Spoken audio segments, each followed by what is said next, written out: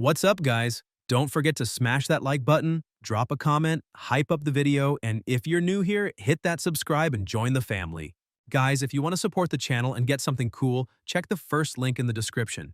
Use my code HugoHenriqueMore to get 10% off on anime lamps. Night falls over the school as Chen Li, lost in thought, once again shows himself to be the same genius he's always been, a student who has never encountered a question he couldn't solve. But this time, the problem is different. He's fallen for a troublesome girl. Tai Xiaomei walks up to his desk and hands him her notebook, saying she's giving him her homework again because she'll be gaming that night. The teacher notices and yells, telling her to get off her classmate's desk and stop disrupting the lesson. Chen calmly takes the notebook and says it's fine, but asks why she always does that. Xiaomei just smiles. Chen then asks if he can play with her, and Xiaomei agrees, saying she needs a healer, and setting their in-game meeting for 8:30 at the starter village, under the nickname Flaming Sweetheart. Later, the rain begins to fall and the news reports a severe storm approaching the city. Chen walks home under his umbrella, repeating her username as he goes. As soon as he enters the house, he calls for his mother and says he's back. She's surprised he's home early, and he explains that because of the storm, the students were released before time. Chen's mother remarks that the rain is heavy and tells him to rest a bit since dinner will be ready soon. He asks if any package arrived, and she replies that she left it in the hallway. Seeing the box, Chen recognizes the golden logo and realizes his long-awaited gaming helmet has finally arrived. His mother asks if he's started playing yet, reminding him she told him to relax sometimes. Chen rushes upstairs without answering, while she watches curiously, wondering if such excitement could be because of a girl. In his room, he looks at the open box and the sleek black helmet engraved with the word Cosmos. Lying on the bed, he says it's the most popular online game of the moment, offering a fully immersive mental reality experience. Smiling, he admits he should have started earlier, thinking Xiao Mei is probably already an experienced player. He adjusts the helmet, saying that for someone like him this should be easy. A notification pops up, messages from Xiao Mei urging him to hurry up because she's waiting. Chen puts on the helmet and gets ready to dive into the world of Cosmos, thinking this might be the first time he's ever gone out with someone, smiling nervously before starting the connection. A beam of blue light envelops him, and his body begins to float before vanishing into the data stream. In seconds, he opens his eyes inside a digital space, taking in the surroundings as the game interface materializes in front of him. A system voice welcomes him to Cosmos and thanks him for his purchase.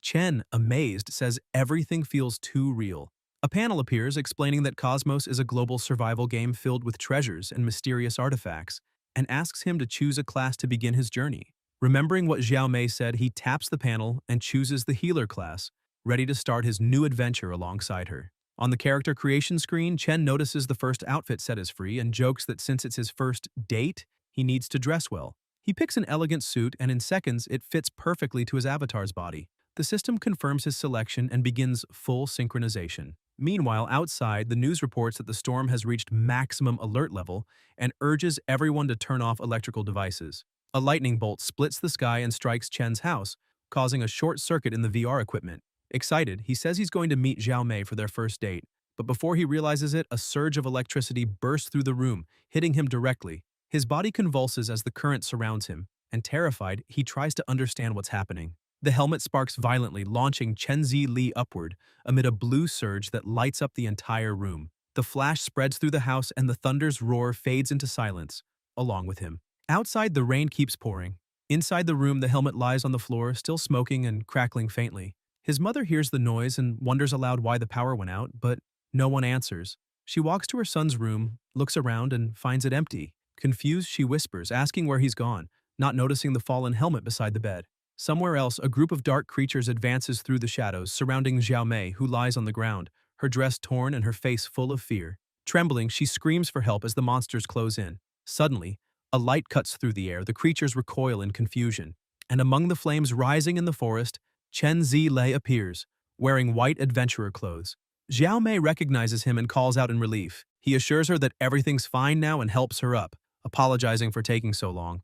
Overwhelmed, she calls him her hero and, without thinking, steps closer until the two share a kiss beneath the glow of the surrounding fire. In the next instant, Chen awakens lying on the ground in the middle of a desert, still dressed in the same suit as before. A small lizard sits on his chest, licking his face. Confused, he sits up and realizes he's no longer in the same place. Shocked, he shouts Xiao Mei's name, but in front of him there's only sand and strange creatures. Trying to make sense of it, he wonders if the game's transfer process is always this intense. Chen Li slowly gets to his feet, his body tingling, and mutters that it feels like he's been struck by lightning, though oddly enough, the sensation is energizing. Looking around, he notices the blazing sun and the endless stretch of desert, concluding that he's finally entered the game. Bothered by the scorching heat, he's impressed by how realistic everything feels.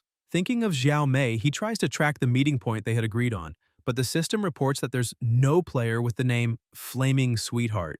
Confused, he wonders if he typed it wrong and decides to head to the starter village on his own. He walks for hours under the blazing sun, sweating and breathing heavily as he stares at the floating map showing only his own location. Panting, he stops and questions whether he made some mistake during login, or worse, if the beginner village simply doesn't exist. Chen stares at the desert and, exhausted, wonders where he ended up. He tries contacting game support and watches the loading bar crawl upward, but the system soon responds that he's in an area outside service range. Shocked, he remarks that not even the game's support can connect and that something about all this is seriously wrong. The burning sun makes him sweat even more, and he estimates he's losing nearly a liter of sweat per hour. Realizing he'll dehydrate soon, he takes off his jacket and throws it to the ground, panting in frustration. Seeing no way out, he yells that he doesn't want to play anymore, worn out by the situation and the suffocating heat around him. Wiping the sweat from his forehead, he says he didn't expect the game to be this hard. He mutters that Xiao Mei is probably waiting for him, but decides to log out first and explain later. He opens the system panel and taps the logout option, confident the session will end. But the system emits an error sound and a red message appears before him. Unable to disconnect. Startled, he widens his eyes and repeats the command, but the warning appears again. Frustrated, he presses harder, asking if the game is messing with him. Desperate, he starts slamming the logout button over and over, but the screen only flashes the same red warning again and again. Unable to disconnect. He keeps trying, hitting the panel repeatedly as the error sound continues. The warning multiplies across the interface until it covers the entire screen, leaving him frozen, his face darkened and his gaze empty. Sweating and gasping, Chen stares at the frozen panel, unable to believe he's actually trapped inside the game. Terrified, he faces the blinking red screen and shouts aloud, asking what the system means by unable to disconnect. Sweat runs down his face as he tries to figure out if it's some kind of bug or temporary glitch. But the feeling of unease only grows stronger. Swallowing hard, he starts to consider the possibility that he's truly stuck inside the game. Before he can react, a new message appears before his eyes. Mission activated. Mission survive. The duration reads infinite, and both the reward and penalty are marked with question marks. A chill runs down his spine as a metallic sound echoes in his mind, confirming the mission's start. Yelling in frustration, he drops to the ground, shouting that he just wanted to play with Xiao Mei but ended up trapped with no escape. He slams his fist into the sand and curses, furious that he can't get out. After several failed attempts, he sighs and admits that no matter how hard he tries, the system won't let him log out. Defeated, he lowers his head and mutters that he can't even contact anyone, wondering if he's going to be stuck there forever. 8 hours pass. Chen trudges slowly through the desert, the sun burning his skin and his shirt drenched in sweat. He still tries to understand what happened, but slowly begins to accept that he's truly trapped there. With each step, he realizes the heat, the thirst, and the dizziness feel far too real for just a game. His body grows heavier, and he concludes that if he wants to survive, he needs to find a source of water before it's too late. Crouching, he picks up a small stone from the ground and examines its texture. He recognizes it as limestone and remembers a survival show where the host said rocks like that usually appear near springs. His eyes light up with a spark of hope. Looking around, he mutters that if there's that much limestone nearby, then water must be close. He keeps walking across the desert, leaving tracks in the sand and repeating to himself that he needs to find water soon. From afar, a creature watches him with its mouth open, drool dripping between sharp teeth. Chen leans against a rock and murmurs that he hopes his theory is right. Moments later, a droplet trickles down the stone and falls to the ground, hinting that there might indeed be water nearby. Entering the cave, he sees a crystal-clear spring. His mouth completely dry, he runs desperately toward it, diving into the water and drinking as much as he can. He gulps down mouthfuls, feeling the cool freshness spread through his body. Relieved, he thinks how good it feels to still be alive. Outside the cave, a glowing-eyed beast silently observes him. Satisfied, Chen lies down, realizing he's solved the problem of thirst, but still has no idea how to escape this place. Inside the cave, he stares at the holographic panel before him and mutters that, since this is supposed to be a game, there should be some kind of quest explaining how to leave the desert. He opens the map but sees he can only view areas he's already explored. He grumbles that, of course, it wouldn't be that easy, and decides to check his status first. The panel shows his basic attributes: strength, agility, wisdom, and vitality, all at 1 point each, along with a single skill, healing. Frustrated that he has no offensive abilities, he thinks that if he encounters a monster, his only option will be to run. Curious, he wonders how to unlock new skills and what the system means by special conditions. Opening his inventory, he finds his starting gear, an iron sword, a pair of leather gloves, 2 healing potions, and 2 bandages. Surprised, he remarks that he didn't expect a healer to start with a sword. Chen equips it, slips on the gloves, and decides that for safety he'll keep everything ready. He draws the blade, takes a deep breath, and begins practicing his swings, twisting his body and slicing through the air inside the cave. The water ripples with each movement, and he focuses, testing the weapon's weight and feeling for the first time that maybe he still has a chance to survive in this unknown world. After some time training, he notices that the sword's impact and motion feel incredibly real. A notification pops up, showing that the weapon's durability has dropped by 1%, and he concludes that everything really does function just like a game. His stomach growls loudly, and he mutters that if he stays here without food, he'll end up starving. Just as he's about to leave the cave, he hears a strange sound coming from the shadows and wonders what it was. Moving cautiously, he advances deeper, realizing how large the place actually is. Surprised he hadn't noticed before, suddenly something falls. A bone rolls to his feet. Chen steps closer, confused, and notices several more scattered across the ground. When he sees piles upon piles of bones, his expression changes completely. He wonders why so many animal remains are there and picks one up to examine it. He spots deep bite marks and remembers seeing something similar in a book. His eyes widen in fear. Realizing the danger, he spins around and bolts, shouting that he needs to get out now. A deafening roar echoes behind him, and a massive creature leaps from the shadows, its mouth full of fangs snapping right in front of his face. Chen freezes as the monster charges, its glowing eyes and razor-sharp teeth ready to tear him apart.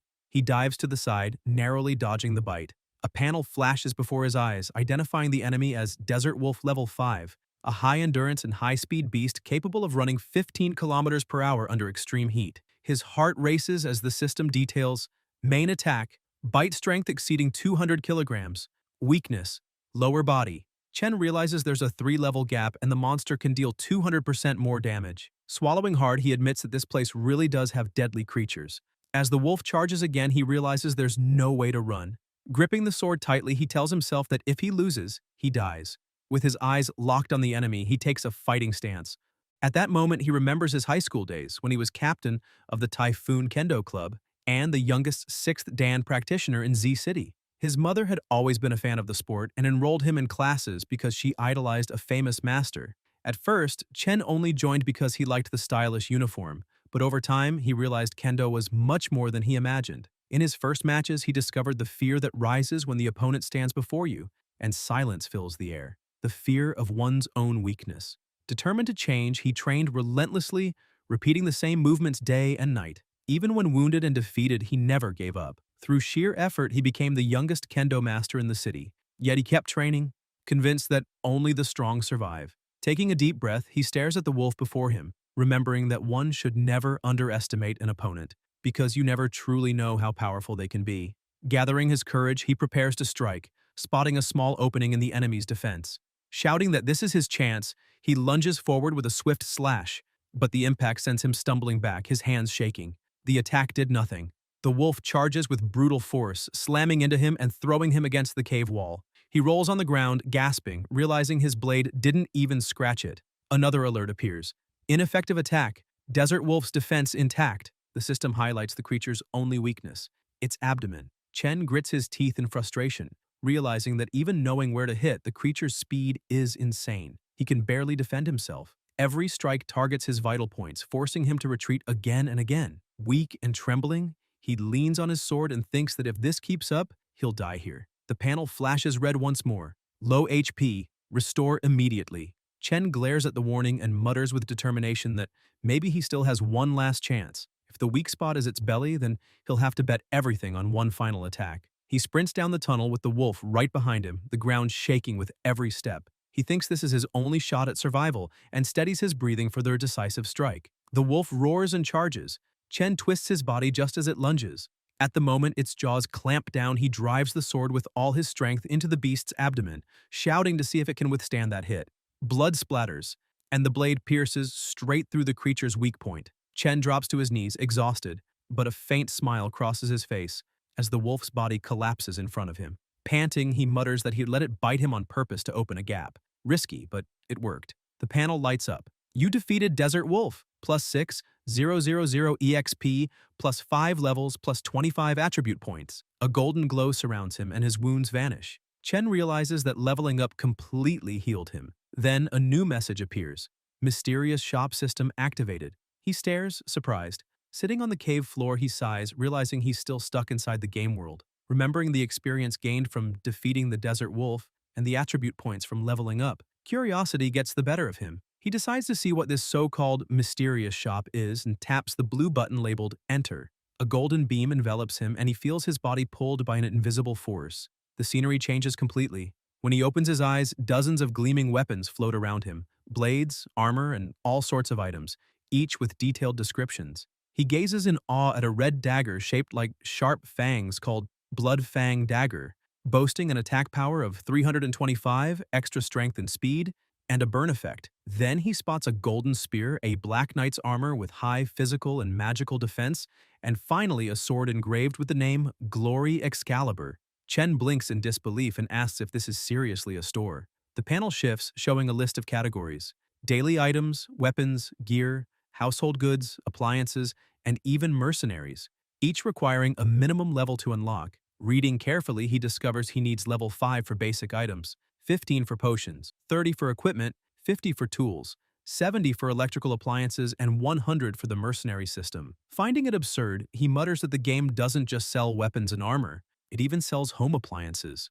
Shaking his head, he wonders who in their right mind would buy a refrigerator inside a game. Even more confused, he notices the mercenary system icon and grumbles that unlocking it would require reaching level 100, something practically impossible at his current pace. Just as he starts pressing a few buttons, strange lights appear on the ground. A woman materializes before him and Chen asks if it's some kind of video presentation. Suddenly, more glowing circles form and new figures emerge.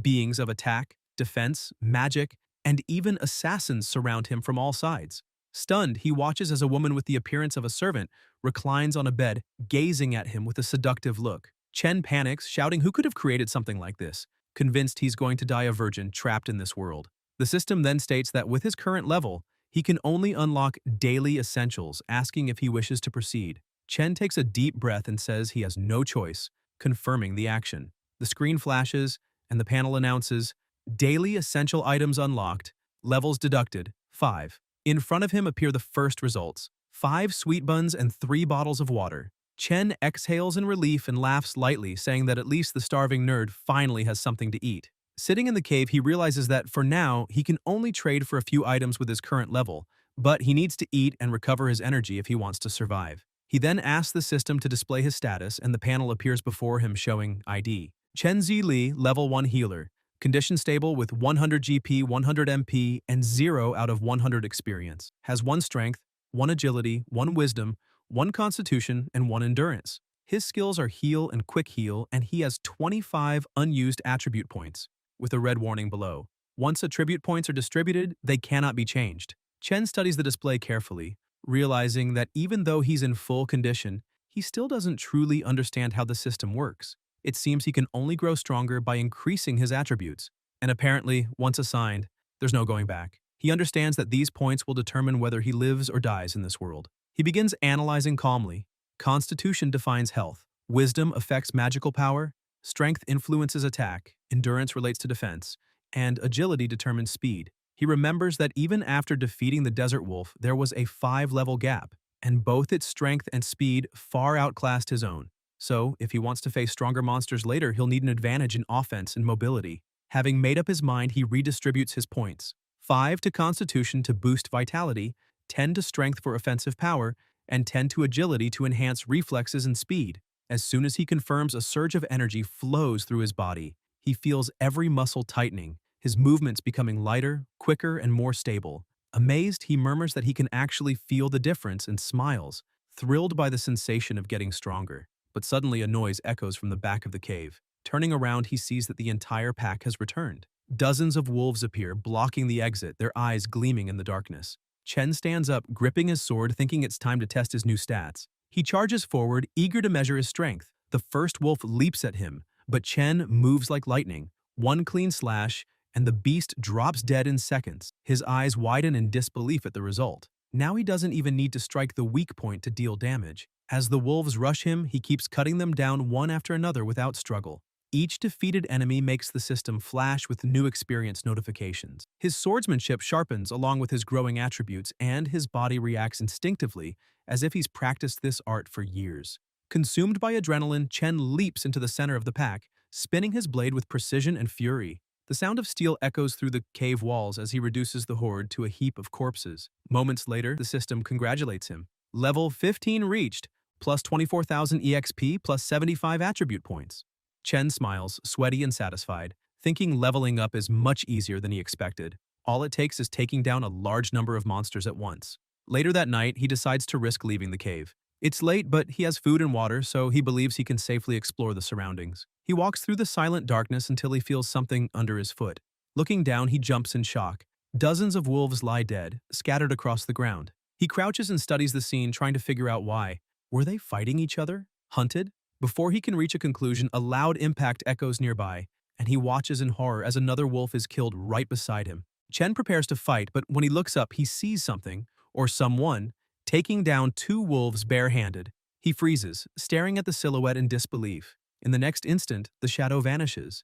Chen frowns, still staring at the panel's data, thinking how strange this is. He's certain he just saw something there, and the wolves' corpses scattered across the ground are proof it wasn't his imagination. That thought makes him wonder if there are other players trapped in this world just like him. As he steps closer to inspect the bodies, he notices the blood has been completely drained from them, as if something had sucked out every drop. While analyzing the scene, a presence begins to form behind him. Focused, Chen tries to make sense of what happened, reasoning that such brutal attacks couldn't have been caused by a human.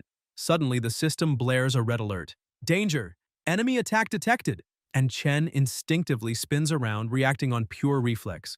He slashes hard, the blade cutting into something behind him. Blood drips down the edge, and what looks like a severed arm hits the ground. The system notifies weapon durability reduced by 25%. Still on guard, Chen's pulse races as he realizes that whatever he hit was definitely not human. Before him stands a monstrous figure, vaguely human in shape, with glowing eyes and a body covered in dark markings. The creature steps forward slowly, and Chen instantly understands it must have been the one that slaughtered all the wolves. The monster raises its arm, the very one he had just cut off, and, to Chen's horror, the flesh begins to regenerate before his eyes. Within seconds, the limb is whole again. The system identifies the enemy: Wandering Dominator, Hidden Level, ruler of absolute speed within the Lucknaya Desert, feeds on the blood of living creatures. No being can escape its class. A chill runs through Chen's entire body. The Dominator's killing aura is suffocating, as if the very air around him has turned dense, pressing him into the ground. His muscles lock up. He can't move a single finger. It feels like standing before a supreme predator, and every instinct screams at him not to breathe. Cold sweat trickles down his face as he realizes this is the first time he's ever felt such genuine soul-deep fear. Then the Dominator moves. In a blink, its body disappears, and less than a heartbeat later, it's already in front of Chen, striking with impossible speed. He barely dodges, sliding across the ground. Gasping for breath, he raises his sword and shouts that no matter how scared he is, he can't back down. With all his strength, he lunges at the monster's neck, but as the blade connects, he realizes something's wrong. It passes straight through the creature as if it's made of smoke. Chen spins, disoriented, and the Dominator is already behind him. A powerful blow hits him squarely, hurling him several meters away. He stabs his sword into the ground to stop himself, his face covered in dust and blood. Breathing heavily, he mutters that this must be the absolute speed the system warned about. The Dominator walks toward him slowly, murmuring strange words in an unknown tongue. Before Chen can react, it disappears again, reappearing right in front of him and landing another crushing strike that sends him sprawling to the ground. He collapses to his knees, coughing blood, his entire body racked with pain. He thinks that last attack could have killed him, but the monster chose not to. Confused and trembling, Chen stares at the creature, wondering what it actually wants. The Dominator steps closer, speaks again in that incomprehensible language, and, to Chen's astonishment, kneels beside him. Slowly, it picks up the fallen sword, then hands it back to him. Stunned, Chen grips the weapon and stares at the being, gasping, unable to understand what it's doing. The Dominator raises its own hand, mimicking a sword, and points directly to a spot on its body, showing Chen where to strike. The protagonist remains confused, wondering if the creature is toying with him. The battle between the two resumes, the distant desert trembling with the sounds of their clash. Once again, Chen crashes to the ground, his sword's durability now at 80%. Furious, he curses under his breath, thinking the opponent is far too fast, and that ordinary attacks won't hurt it at all. The Dominator walks up to him, grabs Chen by the collar, and lifts him off the ground, calling him human. Chen freezes for a moment, shocked to realize the creature can actually speak. With a threatening tone, the Dominator leans closer and says that humans are nothing but worms, a pathetically weak species. Chen, gritting his teeth, slashes at its arm and tears it clean off to break free, stumbling back and shouting through heavy breaths that the real worm here is him. The monster looks down at its severed arm and suddenly bursts into maniacal laughter as the limb begins to regrow, flesh twisting back into place.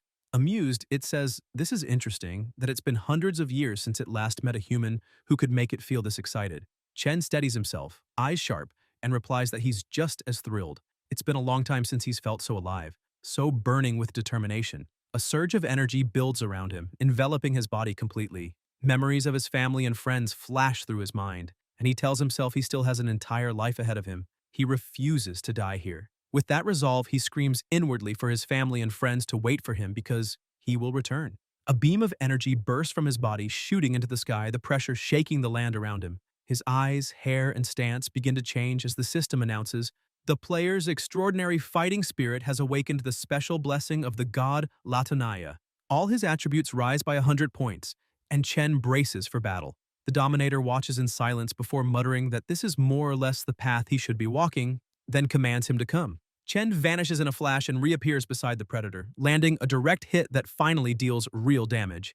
With murderous focus in his eyes, he unleashes a relentless flurry of strikes. The system flashes red. Weapon durability, 0%. Item broken. Mid-combo, his sword shatters. Chen tosses the fragments aside and keeps attacking barehanded, landing a solid punch to the monster's face that sends it flying. Brimming with confidence, Chen shouts that he'll finish this monster off and claim all the experience he can. But as the dust settles, the Dominator is gone. Before Chen can react, the creature reappears behind him in another form and unleashes a rapid series of slashes across his body. Chen collapses to his knees again as the Dominator mocks him, saying humans truly are fools, a species no better than worms. Exhausted and nearly defeated, Chen wonders if he really still can't win, while the Dominator rises into the air, raising one hand as it gathers an immense amount of energy. A massive Reaper-like construct forms above them. With a grim tone, the monster sends it down toward Chen, bidding the human farewell. The attack crashes into the mountain, the impact deafening, engulfing Chen completely. As the power tears through him, he feels something strange, asking himself if this is how he dies. The system's cold message appears. "Player Chen HP has reached 0. You are dead." Suddenly, Chen's eyes snap open. Gasping, he sits up, disoriented and confused, pressing a hand to his chest as he tries to understand if he's still alive. He looks around, then rushes to a nearby window, wondering if he's been thrown out of the game. But outside is a landscape he doesn't recognize. Uneasy, he mutters, asking himself where he's ended up. Opening the system interface, he notices it's still active, which means he's still inside the game. Chen tries to process what he's seeing, remembering clearly how he was killed by that monster. Yet now he's lying in a room, completely unharmed. Looking down at his body, he sees no wounds at all, only confusion swirling in his mind. Then, the door opens, and a beautiful young woman enters, startled to see him awake. Realizing his shirt is halfway lifted, Chen quickly pulls it down and greets her awkwardly, flustered. Blushing, the girl runs out of the room, shouting for her grandfather, Wu Bulai, that the young man has finally woken up. Still dazed, Chen wonders if this place could be a beginner's village.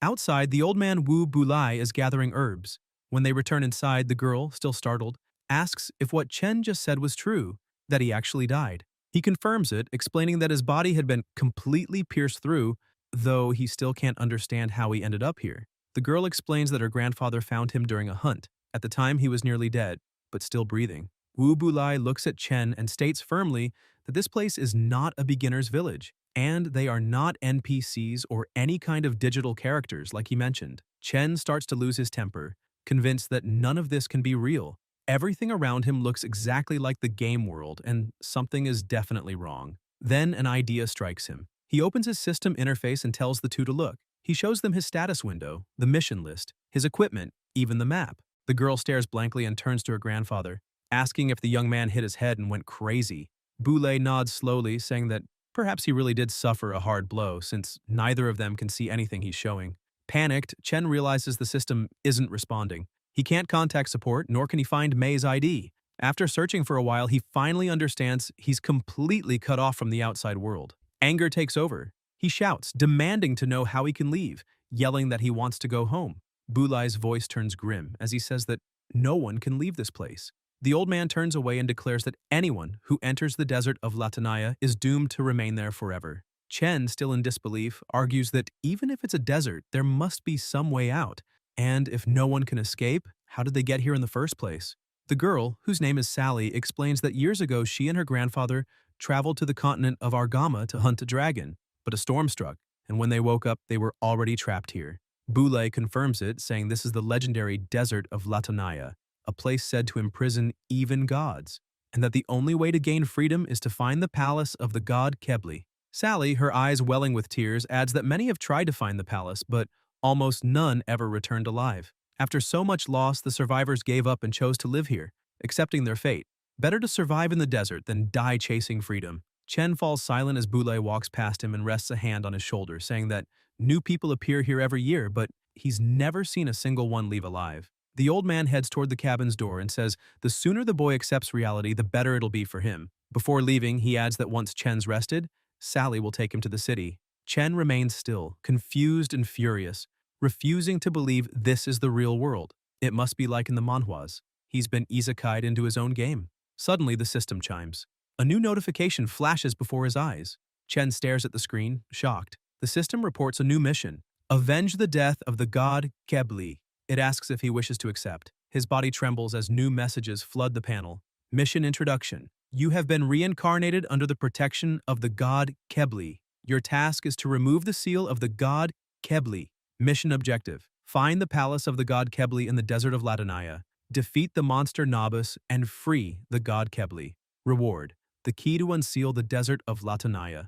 Sometime later, lying in the grass, Chen stares at the system panel and thinks that even though he still doesn't understand how he got here, at least he's finally found a path forward. His goal is now clear. Find the palace of the god Kebli, defeat the monster Nabis, and maybe, just maybe, escape this place. Suddenly, someone calls his name. Sally runs toward him, out of breath, asking what he's doing there. She'd been looking everywhere. Chen stands up and apologizes, saying he just needed to be alone for a while and went for a walk. Pointing at the horizon, he asks if that's the desert of Latanaya. Sally explains that it's only part of it, emphasizing that the city is completely surrounded by that same desert, stretching endlessly in every direction. She gestures around to show how vast it is. Chen then asks how long she thinks it would take to find the palace.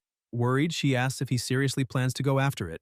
Determined, he answers yes. He has to leave this place, no matter what it takes. Turning around, he starts walking, but Sally grabs his arm, pleading that there is no palace, that it's just a legend, and if he leaves the city, he'll die for sure. Chen keeps walking, replying that he's already died once, and he'll do whatever it takes to find the palace of the god Kebli and return home. He then calls Sally and suggests they head back to the city together for now. On the way, she asks if he really intends to search for that palace, and without hesitation, he confirms. Still anxious, Sally warns that the desert is filled with powerful monsters, ones even her grandfather doesn't dare claim he can defeat. Chen smiles and tells her not to worry. He's strong too. Suddenly, attacks fly toward them, catching them off guard.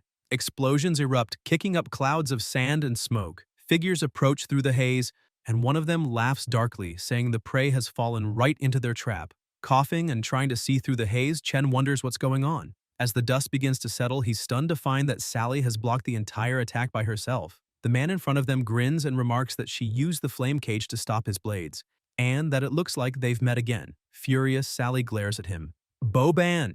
Chen, still confused, asks what's happening and why they're being attacked. Sally answers coldly that more terrifying than the monsters of the desert are the bandits. Trash who prefer hunting and robbing people instead of facing the beasts outside. Ban laughs loudly, releasing a strange energy that leaves Chen speechless, unsure what kind of ability he's witnessing. Shouting, Ban says that last time Sally managed to escape, but this time she won't get away with the same trick. Sally unleashes her own power and yells at Chen to run back and get Bulai's help, saying she'll hold them off as long as she can. Meanwhile, the old man is tending to the crops when a storm begins to form, lightning flashing across the sky. He looks up and mutters that another storm is coming, and that by now his granddaughter should have been back from the city. Ban faces Sally again, asking if she really thinks he'll let Chen run for help. He reminds her that she knows her attacks can't hurt him, so it would be better if she just came with him willingly. Maybe then he'd spare her idiot friend. Sally yells that not even in his wildest dreams should he say something like that. Ban frowns and says she can't blame him for being rough then. Sally turns to Chen and urges him again to run while she figures out a way to stop them. But he refuses, leaving her stunned. She asks what he just said, and Chen answers firmly that in his dictionary, the word run doesn't exist. Even though they just met, he's not the kind of person who abandons a companion and runs away. Ban grabs Chen by the face and slams him hard against a tree, bashing his head. Sally screams in panic as Ban presses him harder, calling him trash and demanding to know who he thinks he is to talk like that, saying that in this world people don't use words to prove themselves, only strength. Chen grips Ban's wrist and through clenched teeth asks if he really thinks he's strong, needing all that power just to make a cowardly sneak attack. He shoves back and Ban quickly dodges, retreating. Shocked, Ban realizes that Chen's raw strength alone was enough to wrench his wrist out of place. On the other hand, Chen is also taken aback, realizing Ban's speed is far beyond normal. Even with his boosted agility, he could barely follow the shadow's movement. Sally asks if he's okay, and Chen nods, telling her not to worry. She turns to Ban and demands to know what he's really after. Annoyed, Ban shouts that he's told her countless times already. He wants her to be his woman. Sally glares and says that's impossible, telling him to give up. Chen mutters that Ban's just being annoying to force her into saying yes, which makes Sally blush in embarrassment. Ban feels his jealousy boil over and growls, asking what she sees in him, insisting that the only reason she keeps rejecting him is because of Chen. Sally yells at him to stop saying nonsense, repeating that Chen is just a friend, but Ban snarls back, calling it an excuse, and challenges Chen to a fight, man to man. He swears that if he loses, he'll leave Sally alone forever. At that moment, the system window flashes in front of Chen, glowing in a different color. New side quest unlocked. Madness of Shadows. Condition: defeat the Shadow Swordsman, Boban. Reward: lost map of Latanaya. Chen stares in disbelief. Did that really just activate a quest? And if the reward is a map, then maybe he's finally found a clue to escape this world. Determined, he yells that he accepts the mission. Ban smirks, drawing his blade, saying the deal's sealed. His two henchmen watch from behind, sensing the thick tension of jealousy in the air. Sally, worried, asks if Chen's really sure about this, warning that he won't be able to win. Ban is the strongest shadow swordsman in the entire city. Chen frowns and asks what exactly a shadow swordsman is, and if Ban is really that powerful. Sally explains that these warriors have a natural advantage in speed and wield immense destructive strength. Their shadow-forged swords can tear through any defense. That's why Ban is so dangerous. Even so, Chen keeps walking forward, eyes locked on his opponent. "It doesn't matter," he says. "I've already died once, and compared to death, I'd rather fight for a chance to leave this place." The two charge toward each other, sprinting across the sand. Chen throws a punch with all his strength, thinking almost bitterly how a perfectly normal life ended up turning into this. If Chen could win this fight, maybe he could finally change his fate and find the map that would lead him out of this place. However, Ban dodges the strike with ease and reappears behind him. Chen reacts with a kick, but the speed of the shadows is far too great and Ban evades again. The swordsman looks at Sally with disdain and asks if the strength of the man she's in love with is really just that.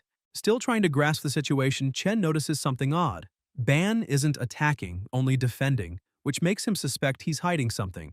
Growing desperate, Sally says she'll go with them and begs Chen to hurry back to find her grandfather, since Boulay is the only one in the city strong enough to defeat Ban. Chen interrupts her, saying he's not leaving. She shouts, asking why, and Chen smiles, telling her not to worry, saying that this battle has to happen, and if he wins, then they can finally leave this place. Hearing this, Sally freezes, asking what he means. What does defeating Ban have to do with leaving? Chen starts reflecting that nothing that's happened since he entered the game makes sense. Trapped in a world he can't escape, killed and mysteriously revived, and now the system requires him to defeat Ban to get a map. It all feels like coincidence, yet deep down he senses that someone is pulling the strings behind these events. Ban calls out and throws his swords to the ground, asking why Chen is standing still and if he's scared, adding that it's too late for regret. Chen laughs and says no. In fact, Ban is the one who's scared, hiding like a turtle. Ban replies that fighting an unarmed fool isn't fun or fair, so he grabs one of his swords, saying that since it's a formal duel, it should be fair, and tosses the weapon to Chen, who catches it.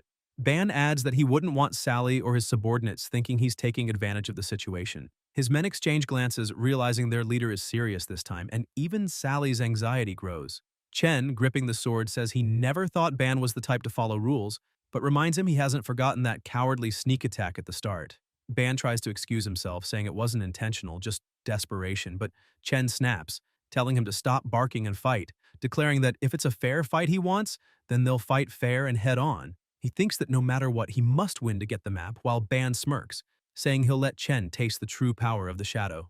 Chen charges forward, and Ban leaps with a grin, striking from above. The protagonist manages to block, but Sally screams for him to watch out behind him. Another Ban appears, attacking from the back. Turning to defend, Chen blocks the strike, but realizes too late it was only a shadow illusion. Leaving his back open, he's hit by the real Ban and knocked to the ground, blood spraying as Sally cries out in horror. A deep gash opens across his body, and the system alerts him that 300 HP have been deducted, leaving 700. However, if his life falls below 300, the mission will automatically fail. Ban watches the kneeling Chen and tells him to admit defeat, saying victory is impossible. The system window flashes again, detecting physical damage and asking if he wishes to use the healing function. Chen stands up and growls that he's never once admitted defeat in his life. Looking at the system, he confirms, and his wounds close as his clothes mend. His healing level is only 1, so his HP doesn't recover much. But the bleeding stops. Ban's subordinates burst out laughing, mocking that a priest challenging a shadow swordsman is the funniest thing they've ever seen. Ban tells Chen to leave Sally and go, saying a healer isn't worthy to face him. He turns his back and starts to walk away, but Chen taunts him, asking if he's scared to be beaten by a priest and humiliated in front of Sally.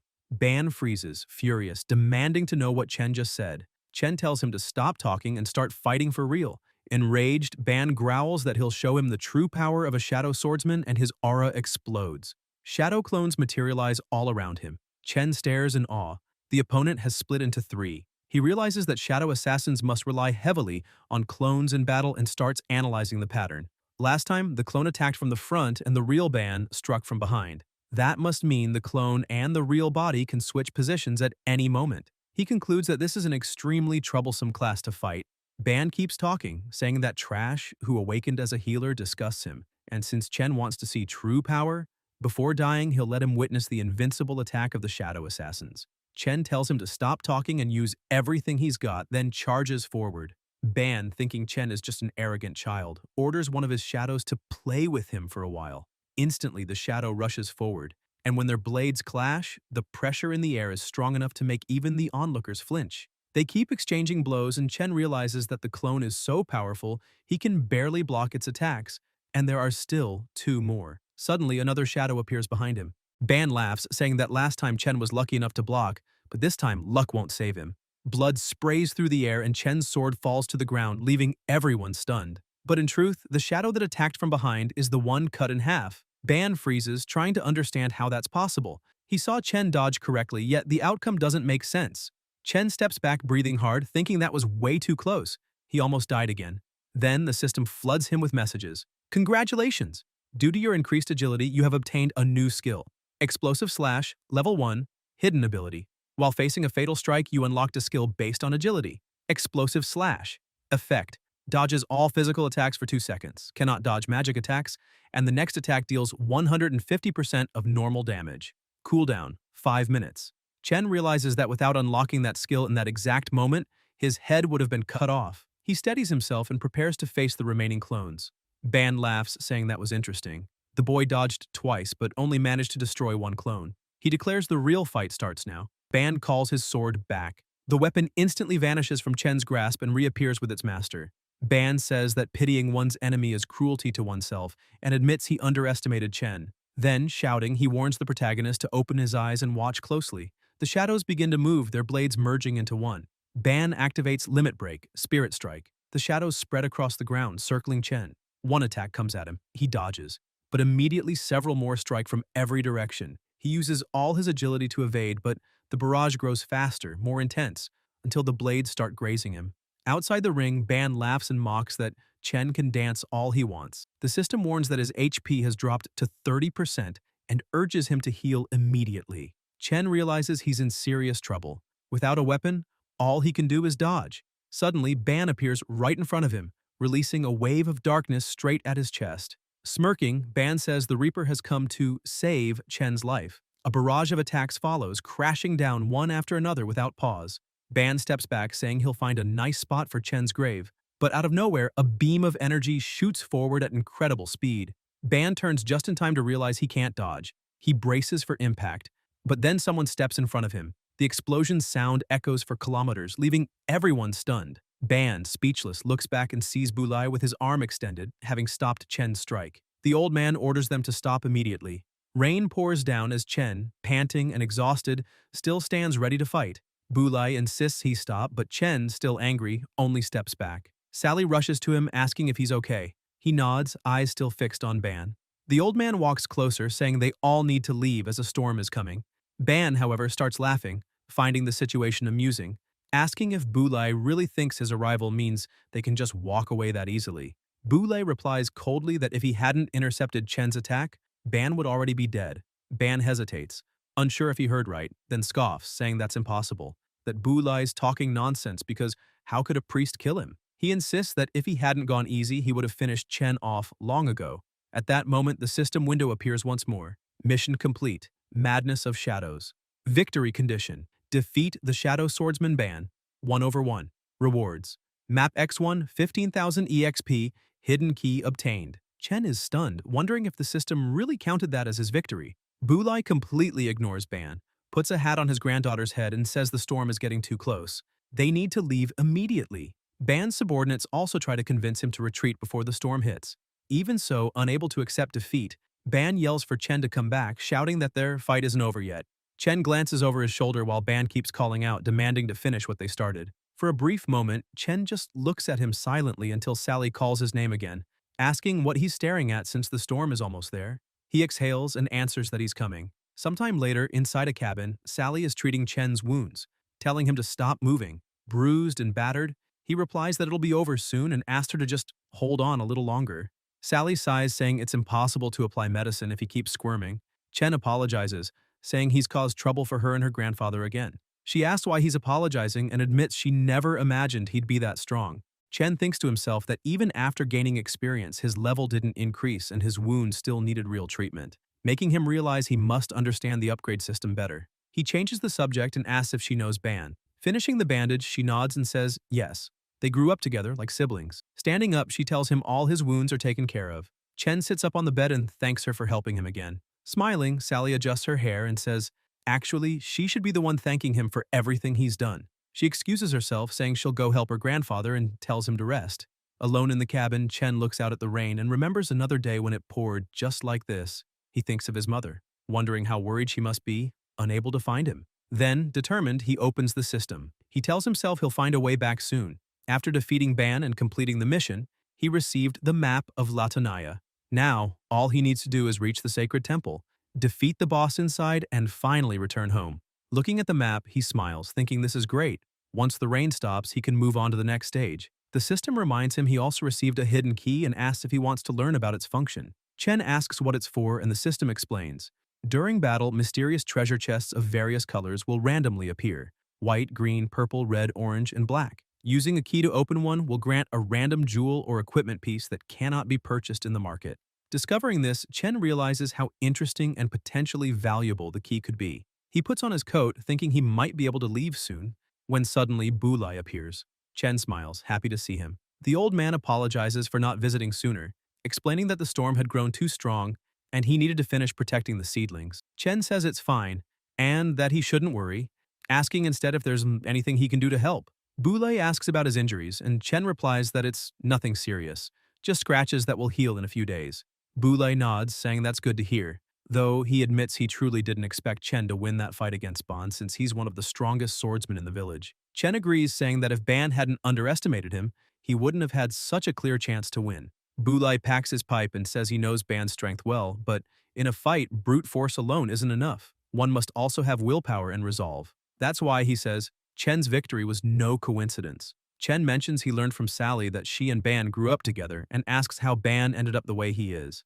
Exhaling smoke, Bulai says that's a long story. He begins explaining that 10 years ago it was raining heavily, just like today. He and Sally had just arrived in Latanaya when they passed a small house. As they approached to ask for shelter, they discovered a strange, demonic monster attacking the family inside.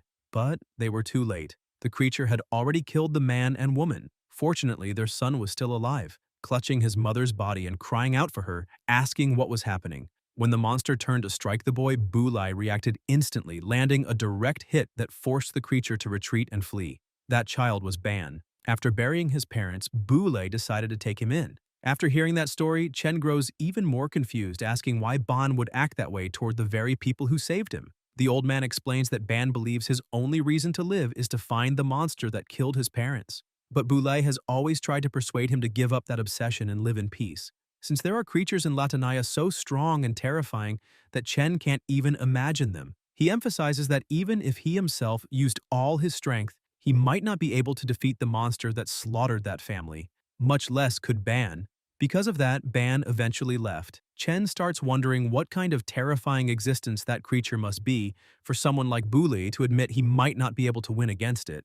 The old man stands up saying they've talked long enough and that it's time for Chen to rest. Still lost in thought, Chen keeps reflecting on the story and the existence of that monster, realizing that even though he has a map, he'll have to travel through the desert to find the temple, and he has no idea how many powerful beasts lurk out there. He'd already been killed easily by one before, and with his current strength, he could die again before even reaching the temple. The last time he fought a powerful monster, he received an attribute bonus, yet he still died effortlessly. With his current power, it's no use. No matter what, he must get stronger. Determined, he calls out to Bulai, asking him to wait a moment, and shouts that he wants Bulai to train him, to teach him how to fight, saying he needs to grow stronger to find the temple and escape that place. Bulai grabs his hat and keeps walking out of the house, telling the boy to just rest well, but Chen insists, saying he's serious and has an idea of how to get out of there. Bulai keeps walking and Chen, frustrated, slams the door, asking what he's doing. Ban and Bulai separated for this very reason, and now he'd been too impulsive to bring it up. From outside, the old man replies that when morning comes and the storm ends, Chen should meet him on the hill. If he can pass the test, Bulai will agree to train him. Excited, Chen promises to give everything he's got to succeed. Walking away, Bulai thinks to himself that he doesn't fully understand why, but after meeting Chen, his hopes of escaping that place have been rekindled. During the previous battle, the boy displayed terrifying strength. Even the Thunder Shield, his strongest defensive ability, had begun to crack when blocking one of Chen's attacks. Maybe that young man really could be the one to get them all out of there. Still standing by the door, Chen receives a daily mission reminder. 10 kilometers of weighted running, 3,000 weighted push-ups, and 2,000 sit-ups. Upon completion, you will receive 4 bonus attribute points. Except, he thinks it sounds like hellish training, but the attribute points are too valuable to refuse, so he accepts. The next morning, he ties a log to his back and starts running, thinking how thorough the system is in adjusting the ideal weight. After completing the 10 kilometers, he moves on to push-ups and sit-ups. As he trains, he smiles, realizing it's been a long time since he's felt the drive to fight for a goal, and that challenge makes him happier than solving complex problems ever did. When he finishes, he collapses to the ground, exhausted, and the system announces the mission's completion and the reward granted. Lying in the shade, he wonders which attributes to enhance. Sitting under a tree, he concludes that, considering his healing and defensive skills, the best choice would be to add 2 points to intelligence and 2 to endurance. Suddenly, he hears someone calling his name. Sally runs toward him, wearing modest clothes, and Chen stands up, asking what she's doing there. She explains she brought breakfast and, not finding him at the house, asked her grandfather, who said he was probably there. Sally notices he's shirtless and asks if he's been training, saying that if so, he must be starving, then hands him a package with food. Chen explains that Bulai agreed to train him, so he came to prepare. Surprised, Sally asks if it's true her grandfather accepted to teach him to fight. Chen confirms, and she smiles brightly, excited to see what kind of abilities he'll awaken. Confused, Chen asks if he isn't already a priest and whether he can really awaken other skills. Sally explains that yes, he can. Priest is only the profession granted by God, while elemental attributes are determined by personal affinity. Just like she uses the fire attribute, Bulai wields thunder, and Ban the shadow, each one is unique. The profession defines one's path of growth, but the attribute defines combat ability. Hearing that, Chen becomes even more eager, excited to discover what his element will be once he awakens. The world was divided into 5 great regions, and at that moment the protagonist was in the human concentration area of the Latanaya continent, a land rich in resources and intense trade, a symbol of prosperity and a crossroads for people from all corners of the world. To the west lay the blazing volcanic land of Megara, birthplace of the legendary Dragon Knight. To the north stood the frozen Kesencedo, known as the Land of Winter, where giants and berserk monsters roamed mountains filled with crystals. In the east stretched the mysterious Vergama Forest, home to magical elves and mystical creatures. And to the south was Chubitik, the territory of the dwarves, masters of craftsmanship and forging, also called the End of the World. Sally explained that, according to rumors, that place was connected to the infinite sea that led to the realm of the gods. It was said that by crossing it, one could reach the divine dwelling and obtain limitless power. At first, she believed it was just a legend, but Upon arriving there, she began to feel it might be real. Chen crouched down and agreed with her, saying they needed to find that palace to escape the desert. It wasn't just a rumor. They really could leave that place. Sally's eyes lit up with hope and she nodded with a faint smile. At that moment, Boulay suddenly appeared, saying he hadn't expected to see them so soon. Startled, Sally stood up and the old man, with his teasing tone, asked his granddaughter if she had already confessed her feelings to Chen since things seemed to be moving too fast. Embarrassed, Sally walked up to him and asked him to stop. Laughing, Boulay turned to the protagonist and asked if he was ready for the test. Without hesitation, Chen replied that he was. The old man then explained that, in the beginning, the gods created many races, attributes, and professions, but there was something common among them all: the elements, the foundation that sustained that world. He said not everything there could be seen or touched, citing examples like water, fire, thunder, earth, wood, and also intangible elements such as light and shadow. To master elemental power, the user needed to feel it and awaken it. Boulay closed his eyes and focused deeply. Soon, the energy of his element began to envelop his body. He crouched down, touched the ground, and told Chen to feel that presence within himself. Suddenly, an electric current ran through the old man, making the protagonist widen his eyes. Boulay stood up again and a magic circle shone on the ground. He explained that the circle would teleport Chen to a hidden dungeon somewhere in the Latanaya desert, one he had discovered during his hunts. Then he drew an ancient sword from his waist. "Her name is Ozil," he said. "She's been with me for many years." And he handed it to the young man. He explained that in 3 days he would open the portal again, and if Chen managed to use that sword to defeat the Beast King and bring back its head, he would have passed the test. Before letting him go, Boulay warned him never to forget. Only by awakening his elemental power could he unlock the sword's full potential and defeat the enemy. With a serious tone, the old man warned that once teleported, there would be no return. If he wished to give up, that was the moment. Chen, however, smiled confidently, gripped the sword tightly, and said he wouldn't back down. He stepped into the magic circle and declared he would return with the Beast King's head. As soon as he entered, the system notified, "Dungeon mission activated." The objective was to kill the Beast King and bring back its head within 72 hours. Chen confirmed the mission, and the system announced it was in progress. Then, a bright light surrounded him and he vanished like lightning. Boulay watched silently and commented that the monsters in that dungeon had extremely high defense, and only those who had awakened elemental power could defeat the Beast King. He concluded that the fastest way to awaken that power was by surpassing one's own limits in moments of desperation. Amid the dark desert, Chen finally reached his destination and began walking among dunes covered in thick black sand. The sky above was heavy with no sign of light, and the air carried a rotten, repulsive stench. He frowned, but chose to ignore the discomfort.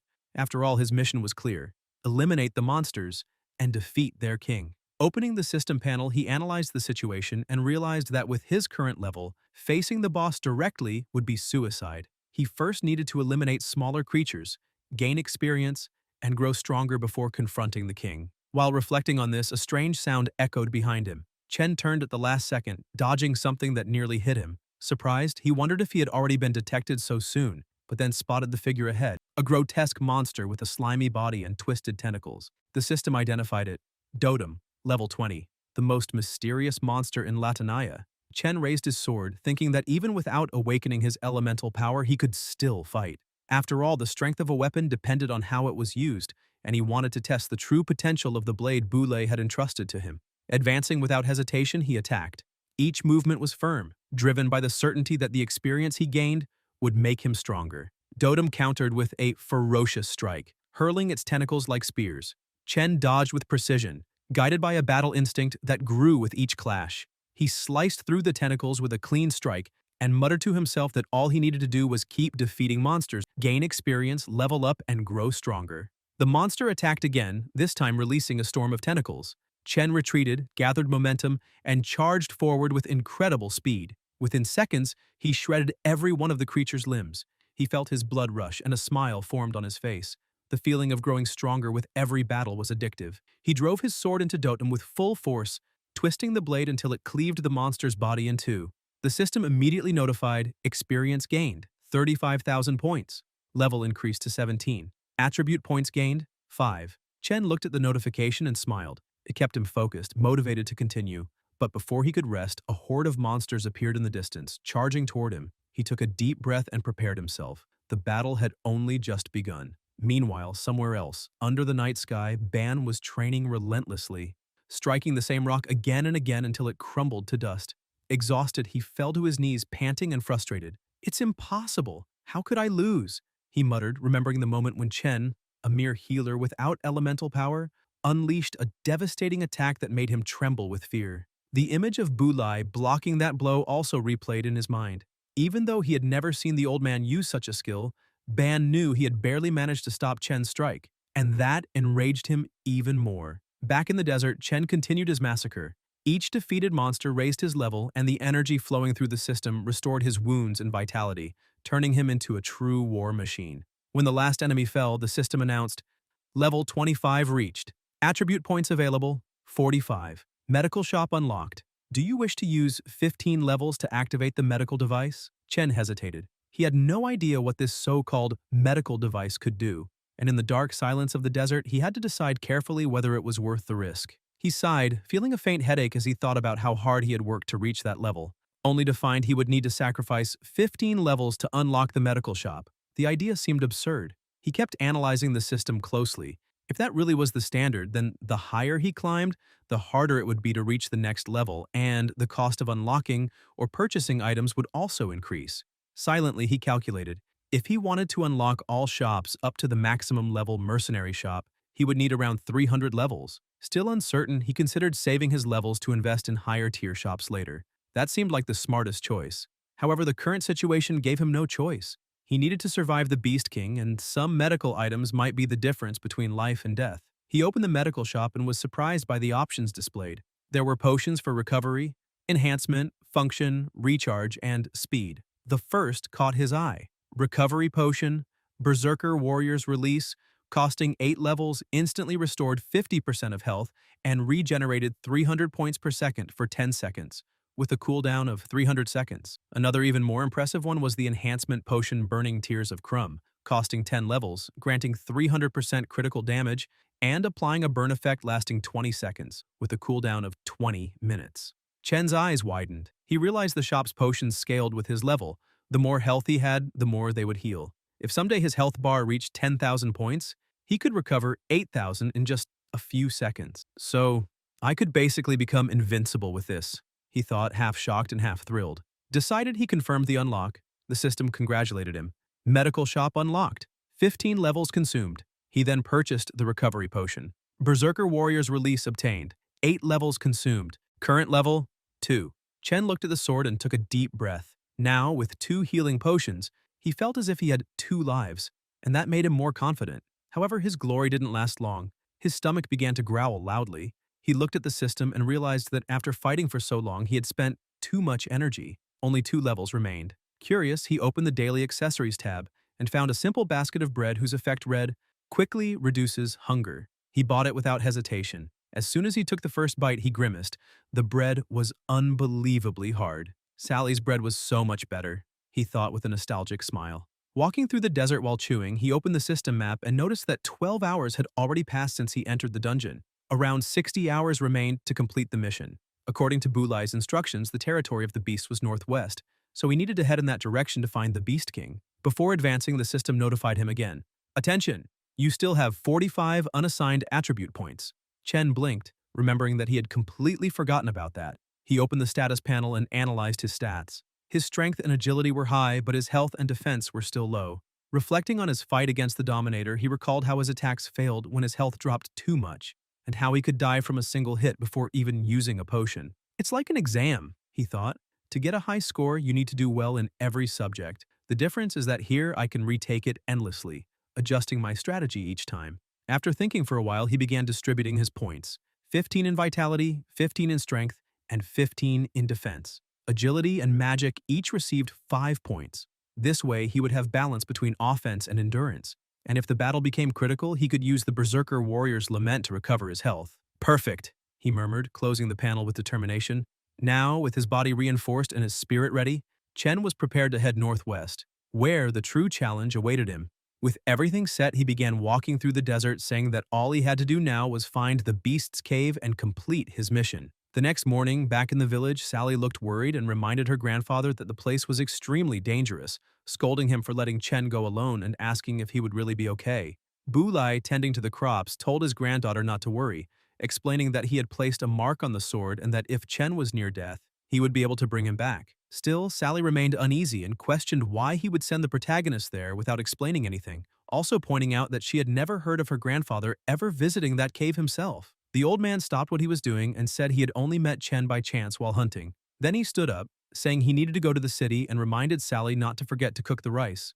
The girl stayed restless, feeling something was off. By sunset, Bulai was still walking, thinking that he already knew there was no point in trying to stop Chen from following his path, as nothing he said would change his mind. That was why he had sent him to the beast's cave, so that Chen could see for himself how harsh the reality of that world truly was, and perhaps learn to give up on that impossible dream. Even so, the old man felt something different, a confusing emotion, because although he knew it was nearly impossible for Chen to survive the test, deep down he still wanted to believe that he could return with the Beast King's head.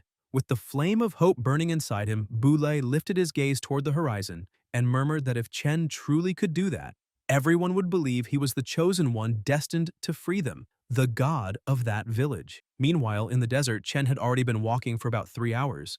Looking around, he saw nothing but sand and thought the beast's cave must be farther ahead when suddenly he heard cries for help. Turning around, he saw a woman running frantically with a child in her arms, shouting for aid. Shocked, he prepared for combat, unable to understand what a woman and a baby were doing in that place or how they had managed to get there. The woman grabbed his arm, trembling, and he asked her to calm down and explain what had happened. But she could only gasp for air and repeat that she needed to be saved.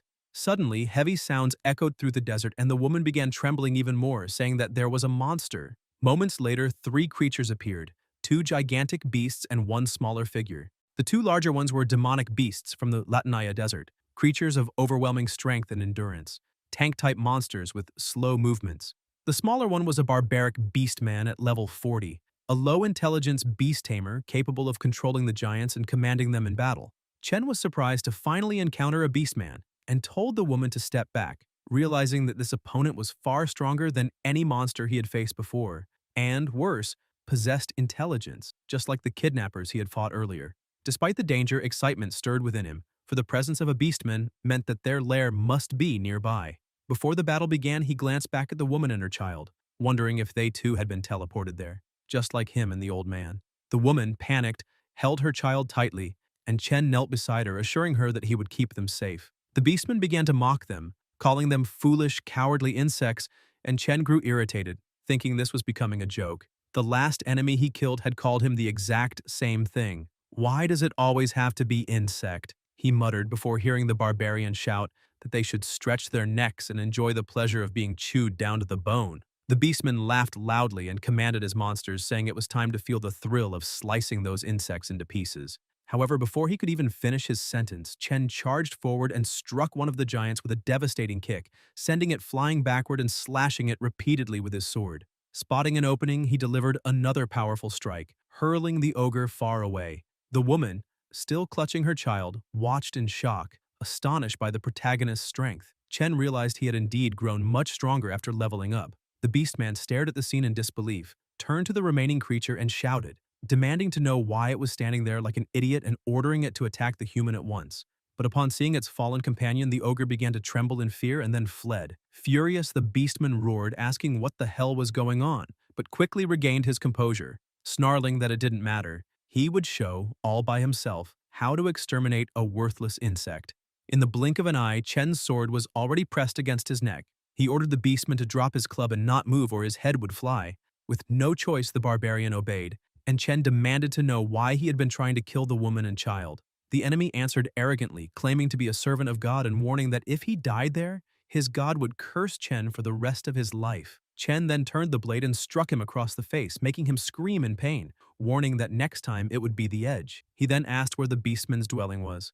Trembling, the barbarian pointed toward a mountain and said it was there. Chen looked in that direction and realized he was probably telling the truth. It matched the same point marked by the system, the Black Rock Mountain, where the lair was likely located. Noticing Chen's distracted gaze, the beastman suddenly lunged toward the woman and her child, grabbing them. Laughing hysterically, he shouted that Chen had been working too hard to protect those 2 insects and that now he would watch as he devoured them slowly, savoring their blood. A dark energy began to radiate from his body. Enraged, Chen focused entirely on the target and charged, but before he could act, another man appeared beside him. Seeing the two of them, the barbarian realized it was over. Both struck simultaneously, sending the monster flying. Chen was stunned by the stranger's sudden appearance. The man smiled and complimented him, saying his move wasn't bad at all. Moments later, several others arrived, rushing to help the woman and child. Still confused, Chen asked who they were and how they got there. The blond man explained that he and his group had been mysteriously transported to the desert 3 days earlier and had been under constant attack from the beastmen ever since. During the chaos, one of their companions was captured, so they had followed the tracks until they found Chen. He introduced himself as Bros, a warrior, and said it was a pleasure to meet him. Behind him, a hooded man named Philoga, an assassin, and a green-haired girl named Rachel, a healer, were introduced. Chen shook Bros's hand and introduced himself as well. The warrior then asked if he happened to know why they had all been teleported there, but Chen replied that he had no idea, though that fallen beastman might know something. Trembling with rage and pain, the enemy growled that he had suffered yet another cowardly attack and that those insects were truly despicable. Glaring upward, he screamed that one day he would kill them all, but his expression changed to fear as he realized everyone was now standing around him. He demanded to know what they were planning to do. Still lying on the ground, the beastman shouted that they were all insects, nothing but food, questioning how they dared defy God and proclaiming that his God would kill them all. Chen stepped forward and slammed his sword against the ground, calling him by name, Rakidler. The beastman froze, startled, wondering how that human could possibly know who he was. The protagonist kneels down and says he has a few questions to ask, warning that Rakidler had better be a good boy and answer honestly if he wants to stay alive. Moments later, Rakidler was shouting that he had already told the whole truth, begging the protagonist to believe him. He had said everything he knew. As a lower-class member of the tribe, he only knew so much, but he confirmed that their god had indeed captured everyone to serve as food, and that he was merely following orders to guard that place. Beyond that, he knew nothing else. Suddenly, an extremely bright lightning bolt lit up the entire sky. Inside a church in Delktown, several people were murmuring that Boulay must have gone completely mad, since even after all these years he still believed those rumors. They questioned what he intended to do even if he did find the palace. Hicks, a high-ranking mage of the wind element, claimed that they could never defeat the monsters guarding the palace, and yet the old man was placing all his hopes on a child who hadn't even awakened his elemental power. He also reminded everyone that Boulay should know the consequences of angering God. The entire village could be in danger. Hicks urged the old man to heed his warning. Kill the boy in the beast pit, then quietly reflect, pray, and beg for mercy and forgiveness.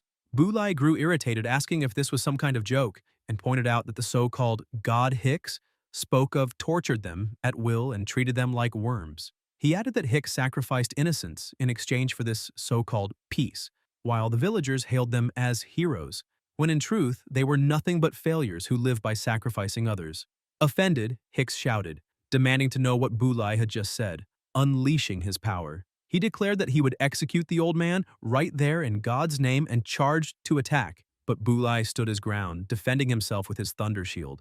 The attacks had no effect, and he ordered Hicks to leave immediately. Hicks rose, even more enraged and confused by what was happening. Boulay began to walk away, apologizing, but thinking to himself that he could no longer live at the cost of others' sacrifices for an illusion of peace. He decided to rely on his own strength to find a way to escape and protect the innocent. Determined, he vowed to do whatever it took to achieve that goal, even if it meant defying the one they called God. Hicks, humiliated, insulted him, telling him not to look down on them as if he were superior. But a person beside him ordered him to stop immediately. And though furious, Hicks didn't dare disobey. Back in the desert, Chen stared at the mountain and said that treating people like worms and throwing them into Latinaya as food for monsters was outrageous. He thought that as a player, he could simply see it all as part of a game setting, but after meeting Sally, Boulay, and the others, he realized he couldn't think that way anymore.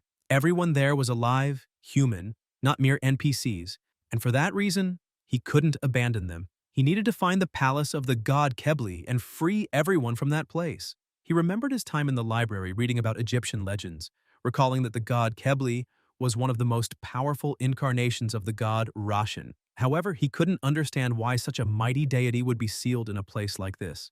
The words of Rakidler echoed in his mind. He had said he was guarding that area under the god's command, and that made Chen suspect that the palace of the god Kebli might be near the beast lair. He opened the system to confirm his theory, but soon realized he was mistaken. That location and the god's palace were in completely opposite directions. Even so, he couldn't understand what was so important about the area that required such protection. wondering if perhaps another god might be sealed there. Bros called out, telling him everyone was ready and asking if they could head out to the beast lair. Chen glanced at the group and silently began to walk. He thought to himself that he didn't know what kind of monsters awaited them along the way, but in theory, the place should be safer. He watched everyone ahead without saying a word. Bros explained that although Rachel was a healer, she could also create magical barriers and amplify elemental attack power, so she would stay at the rear, protecting the group. She reassured everyone not to worry, promising to keep them safe until they returned. With everything settled, Bros announced it was time to move out. Ratchetler tried to stop them, shouting to Chen that he had already warned them. If they went to the beast lair, they would all be devoured by high-ranked creatures. Chen walked past him and replied coldly that, from the sound of it, Ratchetler was afraid of being eaten along with them. Enraged, the Beastman tried to attack, demanding what the protagonist meant and insisting he was no cowardly Beastman. Bros pulled the rope and said that if Ratchetler truly wasn't a coward, then he should shut up and start walking. The Beastman grumbled but eventually followed, shouting that everyone there was completely insane and that this was nothing short of suicide. He kept insisting that they should let him stay behind, saying he could guard the exit while they went inside, promising he wouldn't run away. The group ignored him and he continued to mutter that he didn't want to go. Meanwhile, deep inside the cave, several beasts lived in eerie calm, carrying humans trapped in cages. The beastmen set the cages down and bowed before their king, saying that this was all the food they had gathered that day and awaited his command. The Beast King observed them in silence, until a deafening explosion suddenly tore through the cavern, freezing all nearby creatures. A man appeared and introduced himself as Ngom, a great mage, urging the prisoners not to fear, for he and his fellow heroes had come to set them free. Furious, Ngom shouted that killing so many innocent people out of greed was unforgivable. Channeling his elemental power, he roared that he would make the Beast King pay for it, launching his most powerful spell, Blizzard of the Ice Sword. The attack shot forward toward the king, but with a single word, all the shards of ice stopped midair. Ngom didn't understand what had happened, but he suddenly began to float. The other heroes, terrified, realized the king was doing something, though none could tell what. A wave of unbearable pain surged through Ngom's body as if a strange energy had invaded and expanded inside him. The Beast King continued to intensify his power, and Ngom's body began to swell until it burst. Blood splattered over the other heroes, who trembled in horror at the sight of the massacre. Before them stood the overwhelming power of the Beast King, Sunil, level 85. Some distance from the mountain, Chen's group fought several beasts, effortlessly defeating them all. Ratchetler watched in disbelief, astonished by the strength of those people. His gaze fixed on Chen, noticing that the boy had grown even stronger than before, and he couldn't help but wonder who he truly was and where he had come from. After the battle, Chen reflected that the closer they got to the lair, the more creatures appeared, their level and attack power increasing drastically. He opened the system, thinking that even though he had been spending level points to unlock new skills, the experience required to level up remained the same. Despite the monsters giving a decent amount of experience, his progress was slowing down and he needed to find a faster way to evolve. Bros noticed the protagonist's silence and asked if he wasn't used to the intensity of battle yet. He commented that although demonic beasts move slowly, taking them down required tremendous power, and Chen was the first person he'd ever seen defeat one so easily without using elemental energy. That's why, Bros said, he believed fate had brought them together. The warrior grinned, saying he enjoyed Chen's company, and that if they managed to get out alive, he hoped Chen would join his guild. Chen looked confused and asked what he was talking about. Bros wrapped an arm around him cheerfully, saying there were many beautiful women with amazing bodies in his guild, and that he could introduce him to some, asking whether Chen preferred older women. Clearly uncomfortable, Chen demanded to know what that was supposed to mean. Filoga interrupted the banter, asking if Bros hadn't said his guild only consisted of himself. The warrior froze for a moment, then awkwardly laughed it off, telling Chen not to take those comments seriously. Filoga cut him off and pointed ahead, saying that the area in front of them must be the entrance to the beast lair. The three looked up to see a massive cavern before them. Chen turned to confirm with Ratchetler if that was indeed the place, only to realize the beastmen had vanished. Bros remarked that he had probably run away while they were fighting the other creatures. Inside the lair, Ratchetler was sprinting as fast as he could, thinking that he needed to warn the Beast King about the human invasion. Perhaps he'd earn a reward for it. Outside, the three continued to examine the cave entrance and concluded that it indeed had to be the lair. Bros said he could smell the stench of beastmen, proving that at least this time, Ratchetler hadn't lied. He declared that it was time to go in. The group stepped into the cave, its walls lit by torches flickering in the damp air. The warrior commented that the place felt strange. They had walked quite a while without encountering any beastmen. Chen told him to look ahead, 3 separate tunnels stretched out before them. Bros sighed and said they'd have to split up there. He took Chen's hand and drew a symbol on it, explaining that it was the mark of the Flame Gate. With the mark, any of them could teleport to the other side if they found themselves in danger or discovered something important. Bros decided to take the left tunnel, Philoga chose the right, and Chen advanced through the one in the middle. Before parting ways, the warrior reminded them to memorize the mantra he had taught. If any of them were in trouble, all they had to do was recite it. Then they separated. The protagonist began running down the tunnel, thinking that his only option now was to level up as quickly as possible. Still, he worried that he might not encounter any beastmen at all. He kept running, observing his surroundings until he came across several demonic beasts devouring a woman's corpse. They were corpse-eating ghouls, level 47, souls abandoned by both God and hell. They possessed an incredible bite force, feared sunlight, lived in groups, and never appeared alone. As soon as they noticed him, Chen grinned. He had finally found what he was looking for. Then, countless more emerged, surrounding the entire area. Meanwhile, in the Beast King's chamber, Ratchedler knelt before his lord and reported that 3 worms had invaded the cave. They had split up and entered different traps, so they were likely already dead at the hands of the corpse-eating ghouls. In another section of the cave, the ghouls attacked Chen with everything they had, but he cut them down with ease. He thought to himself that this pack of trash didn't have much offensive power, though their numbers were high, and the experience they provided wasn't much either. With that in mind, he decided to finish them as quickly as possible.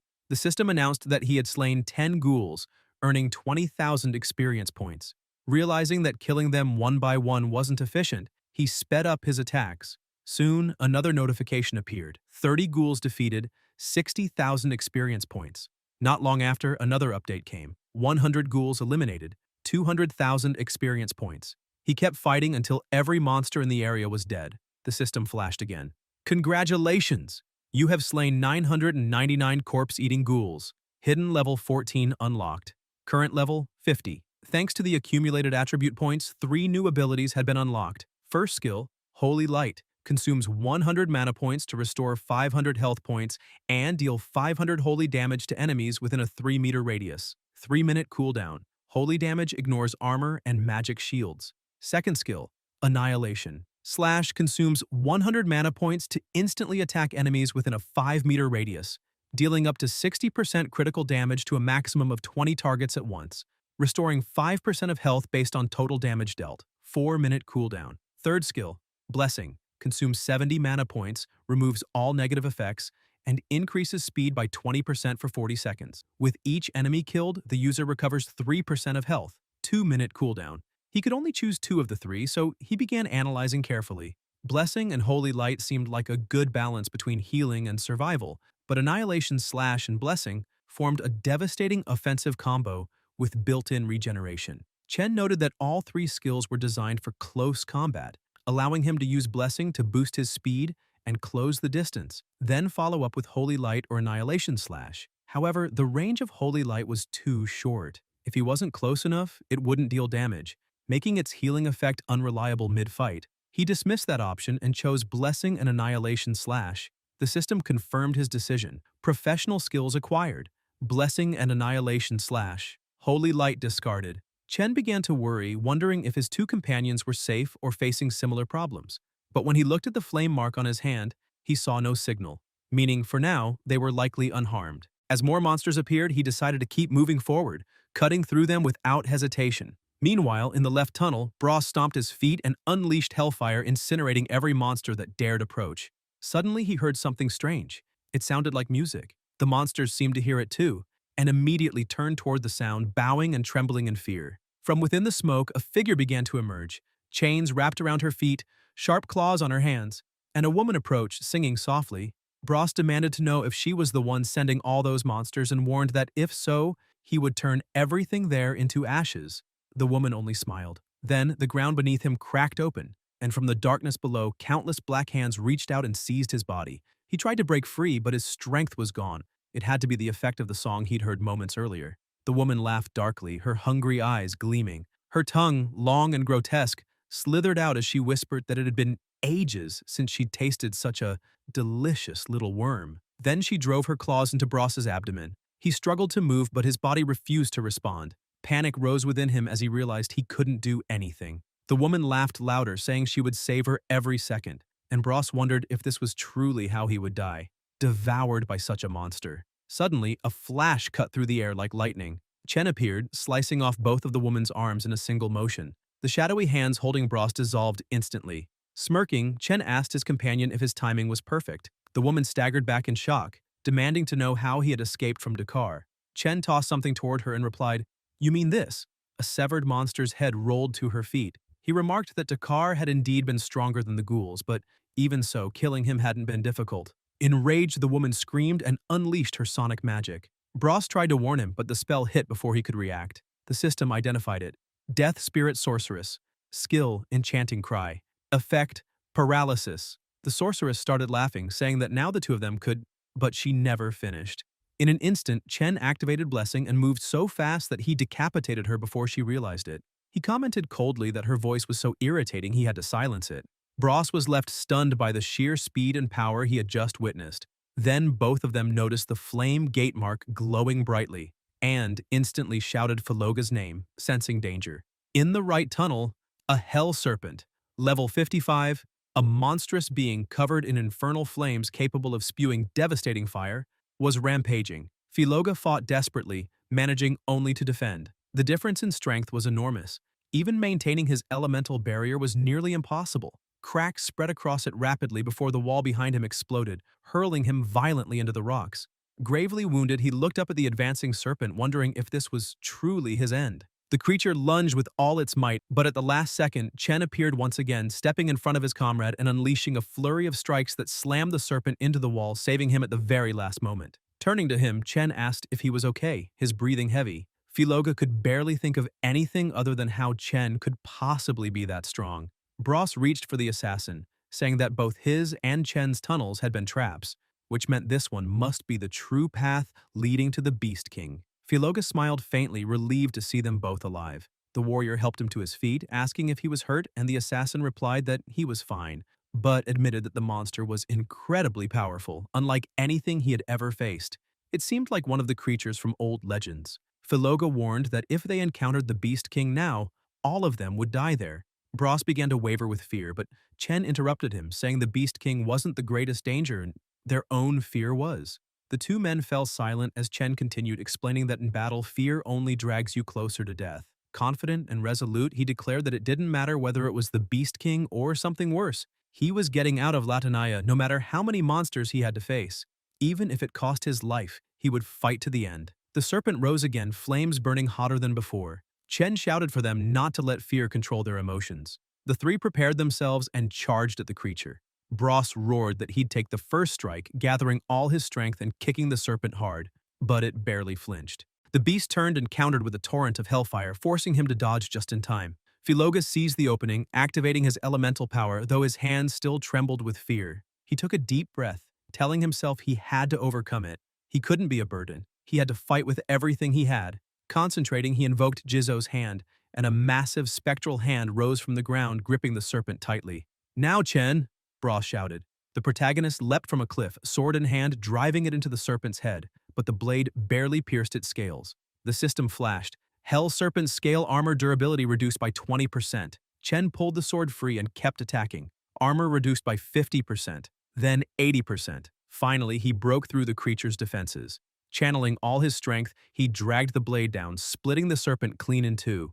The group erupted in cheers, shouting that Chen had done it. The system appeared again, announcing that he had defeated the Hell Serpent and gained 200,000 experience points, leveling up. He had slain the hidden boss and obtained a secret weapon, the Infernal Flame Gauntlet, which added 15 to strength, 15 to physical, 10 to magic power, and 35 burn damage, with durability 100 out of 100. No unique skill. Description: the Hell General Higgisley used the Infernal Flame to forge a gauntlet with the fire attribute, a high-tier offensive weapon from the depths of Hell. Chen stared at the notification, surprised to have acquired a weapon from that fight, and noticed his stats rising across several rankings. The system asked if he wanted to equip it, and without thinking, he accepted.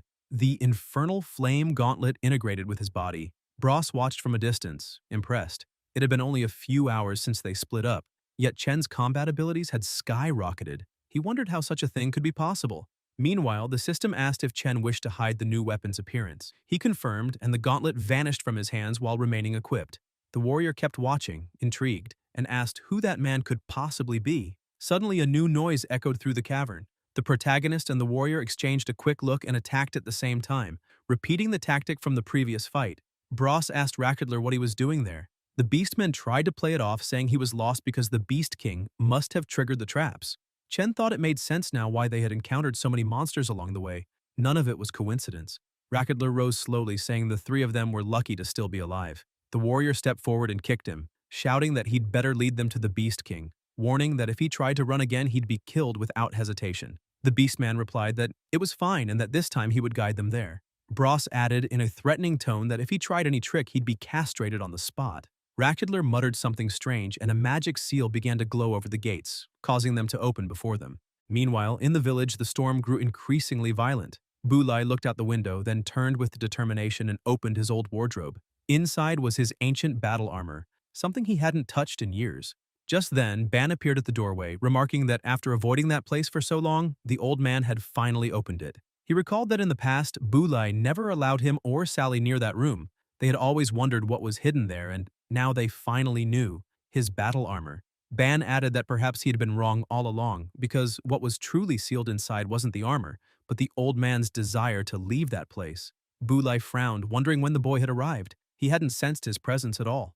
Ban continued, saying he'd heard the old man was assembling a team to leave Latanaya, and that maybe the monster who killed his parents could be found along the journey. He went on to say that ever since he left that house, all his years of training had led to this moment. Resolute, he declared that he wanted to join Bulai and asked if, this time, the old man wouldn't stop him. Back in the beast lair, the three followed Ratchedler. Every few minutes, Bros threatened the beastman, warning that if he tried anything, he'd be killed instantly. Ratchedler swore he wouldn't and pointed ahead, saying that the grand hall of the Beastman's nest lay before them, where the Beast King awaited. Chen asked if he knew where the captured people were being held, and Ratchedler nodded, saying he knew the place well. Chen then began walking, telling the others he would head for the Beastman's hall while they focused on rescuing the prisoners. Bros frowned, asking if Chen thought they'd just get in his way, telling him not to get full of himself just because he'd saved them earlier. He wasn't that strong yet. Chen started to reply that wasn't what he meant, but stopped abruptly. The system began flashing red warnings. Unknown entity detected ahead. Current strength insufficient. Estimated chance of victory and survival, 10%. The system then asked if he accepted the mission. Chen hesitated. Only 10% survival? After all his grinding, all his leveling without even awakening elemental power, the odds shouldn't be that low. Filoga noticed his strange expression and asked what was wrong. Chen shook his head, saying it was nothing, and told them he didn't want to drag innocent people into his battles. Once inside, they should focus on freeing the captives. He'd take on the Beast King alone. Bros immediately refused, saying he would never abandon a comrade to fight alone in a place like this. Chen turned to him and warned that the monster inside wasn't as simple as they thought, that his odds of victory were barely 10%. The warrior shot back that it didn't matter. If Chen hadn't saved them before, they'd already be dead. Even if the chance was zero, he wouldn't run. Filoga agreed. Chen fell silent for a moment. He remembered how, growing up, at school or in kendo, he had always handled everything on his own. He'd never thought of himself as someone who struggled, yet somehow he had always been alone. Looking ahead now, he realized this was the first time he wasn't. Rakudler pointed forward, saying the Grand Hall was just ahead, but that he'd wait outside. The Beast King would kill him if he entered. The three looked toward the entrance, and Bros muttered to Chen that if he wanted to die, fine, but he didn't. Chen gave a faint smile, and they all agreed to go in together. Upon entering the hall, they saw the throne, empty.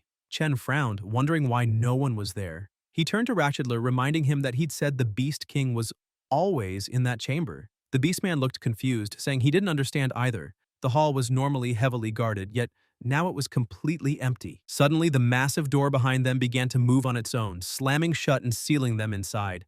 Filoga felt a strange pressure in the air, then began to float. Chen traced the source of the energy and saw that the Beast King had returned, now seated upon the throne. Filoga coughed up blood. Seeing his friend in pain, Chen rushed forward to attack, but his strike was blocked by an invisible barrier. The Beast King countered, the shockwave throwing Chen backward. Filoga, weak and bleeding, began to fall. Chen sprinted to catch him midair, shouting his name and asking if he was all right, but no answer came. Confused, he looked toward the throne, wondering since when that monster had been there, and realizing that it had nullified his attack effortlessly. Even trembling and wounded, Filoga stood up and tried to activate his elemental power.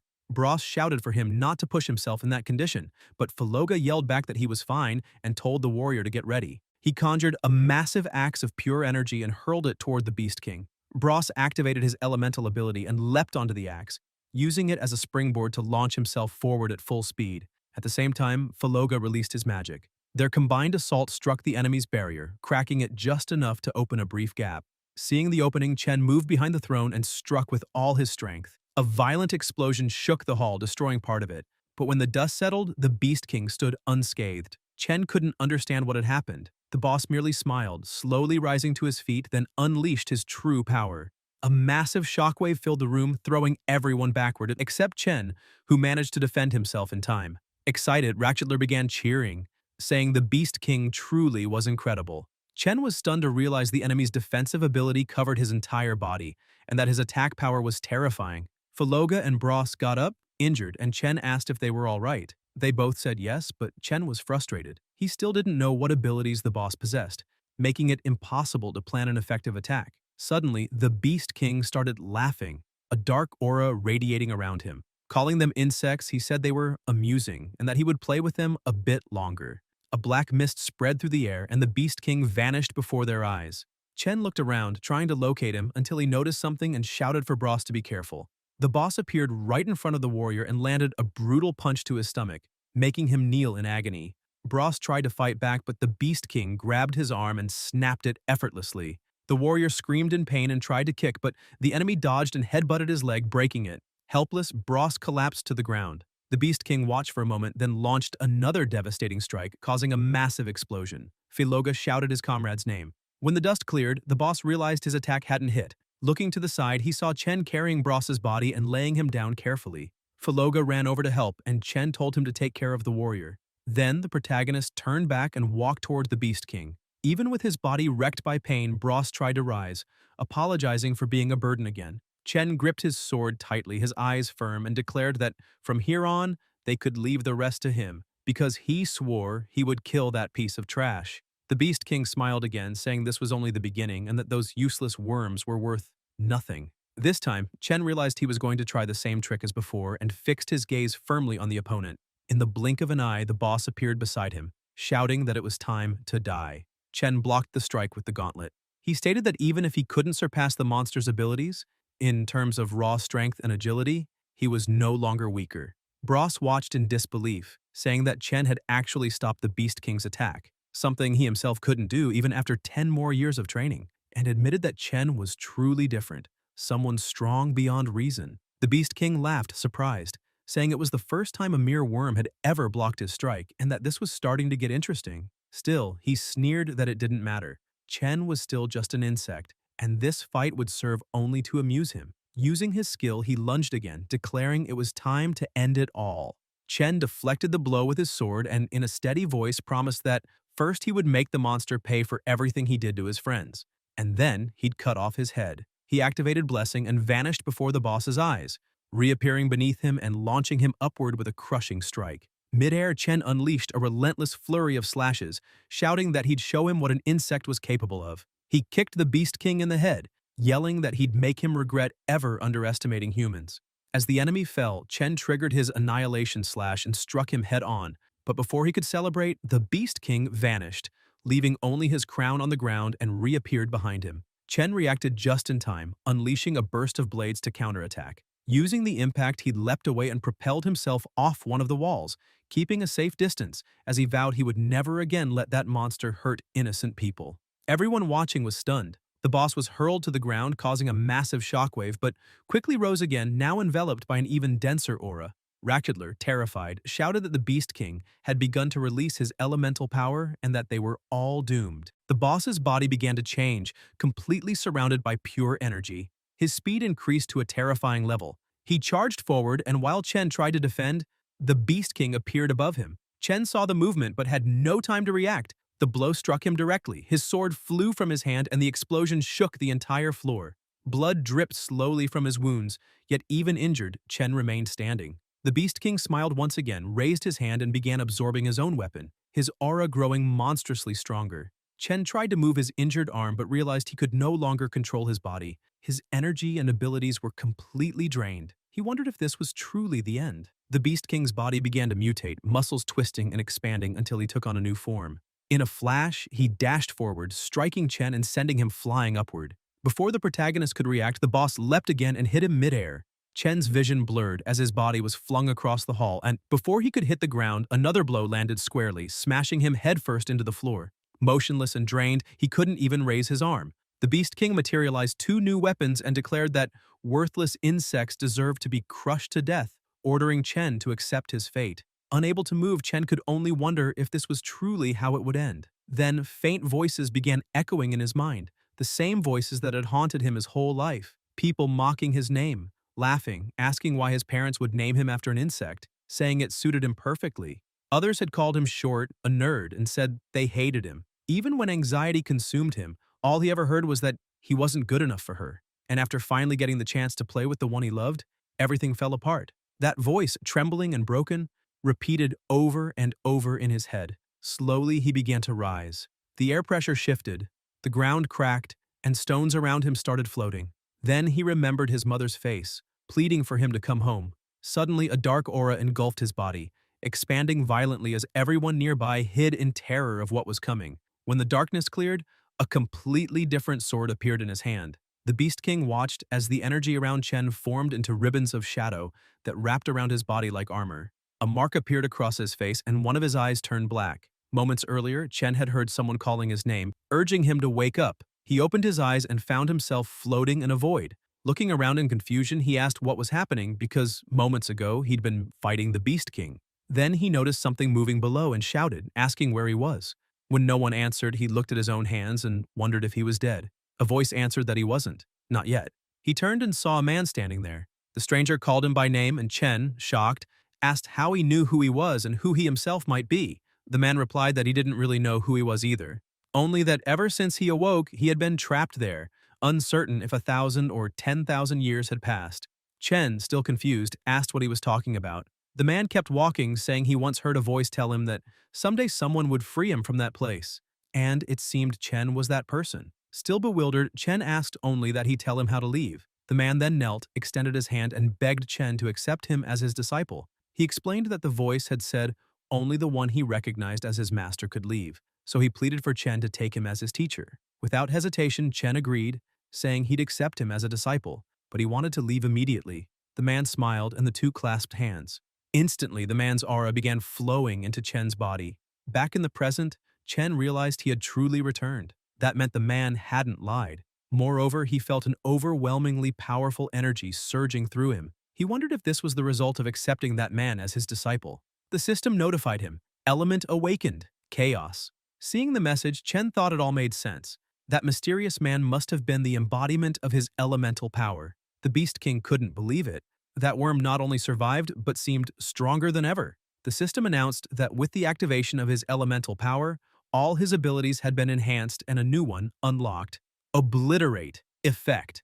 Sacrifice 90% of health to activate the power. Drains 100 health points per minute while the chaos element remains active. All attacks become infused with chaos energy, ignoring defenses and dealing true damage. All skills are elevated to the elemental level. Duration, 5 minutes. Cooldown, 30 minutes. The Elemental Awakening had also removed the seal on his weapon. Ozil, weapon attributes, strength plus 250, health plus 150, stamina plus 100, wisdom plus 30. Chen looked at the sword in his hand and realized this must be the true form of the old man's blade. Before, it hadn't provided any bonuses at all, but once he awakened his elemental power and broke the seal, everything changed. Now, it was time to strike back. The protagonist charged at the Beast King, and the furious boss recreated his shield, asking if Chen really believed that just awakening his elemental power made him capable of facing him. But Chen's strike cut through the barrier and shattered the boss's mask, triggering an explosion so powerful that the entire mountain began to collapse. Enraged, the Beast King counterattacked, refusing to accept that he could lose to a mere worm. That was impossible. Deciding to hold nothing back, he swore he would crush him like the insect he was. Chen activated his explosive chaos slash, unleashing countless blades of energy that tore into the Beast King, who couldn't comprehend how he was being overwhelmed. Consumed by rage for everything the monster had done to his friends, Chen unleashed his ultimate ability, Obliterate. His body began to bleed, his life dropping by 90%, but the final blow destroyed the boss Sunil completely. The system congratulated him for defeating the enemy, awarding 400,000 experience points and 2 bonus levels. The mission Beast King was completed, granting another 500,000 experience points and a black treasure chest. Meanwhile, back in the village, the old man Bulai scolded Ban, telling him that if he truly wanted to help, he had to do things properly. Ban replied that he wasn't being careless, just rusty, since it had been so long since he last trained. Nearby, Sally sat beneath a tree eating an apple, asking her grandfather if the protagonist was all right. It had been 3 days since he'd been sent into the desert. Bulai replied that he would go look for him soon, but suddenly the ground began to shake and a green light appeared on the horizon. The flash swept past them, raising a fierce wind. Startled, Ban asked what that was, while Sally ran to her grandfather, asking if he was all right, and what had just happened. Bulai explained that it was a shockwave released when a high-level monster is killed, and that it came precisely from the direction of the Beast King's cave. He concluded that the boy must have awakened his elemental power and defeated the creature. Inside the cave, the dense aura began to fade. Rakudler stood in shock, asking if the Beast King had truly been killed.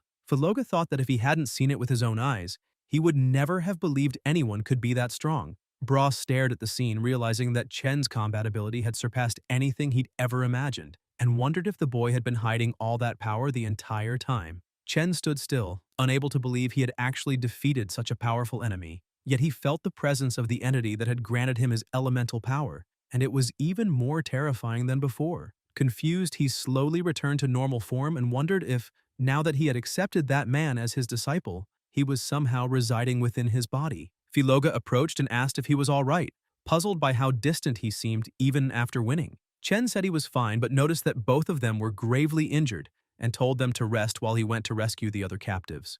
He turned to Ratchedler and ordered him to lead the way to where the remaining humans were being held.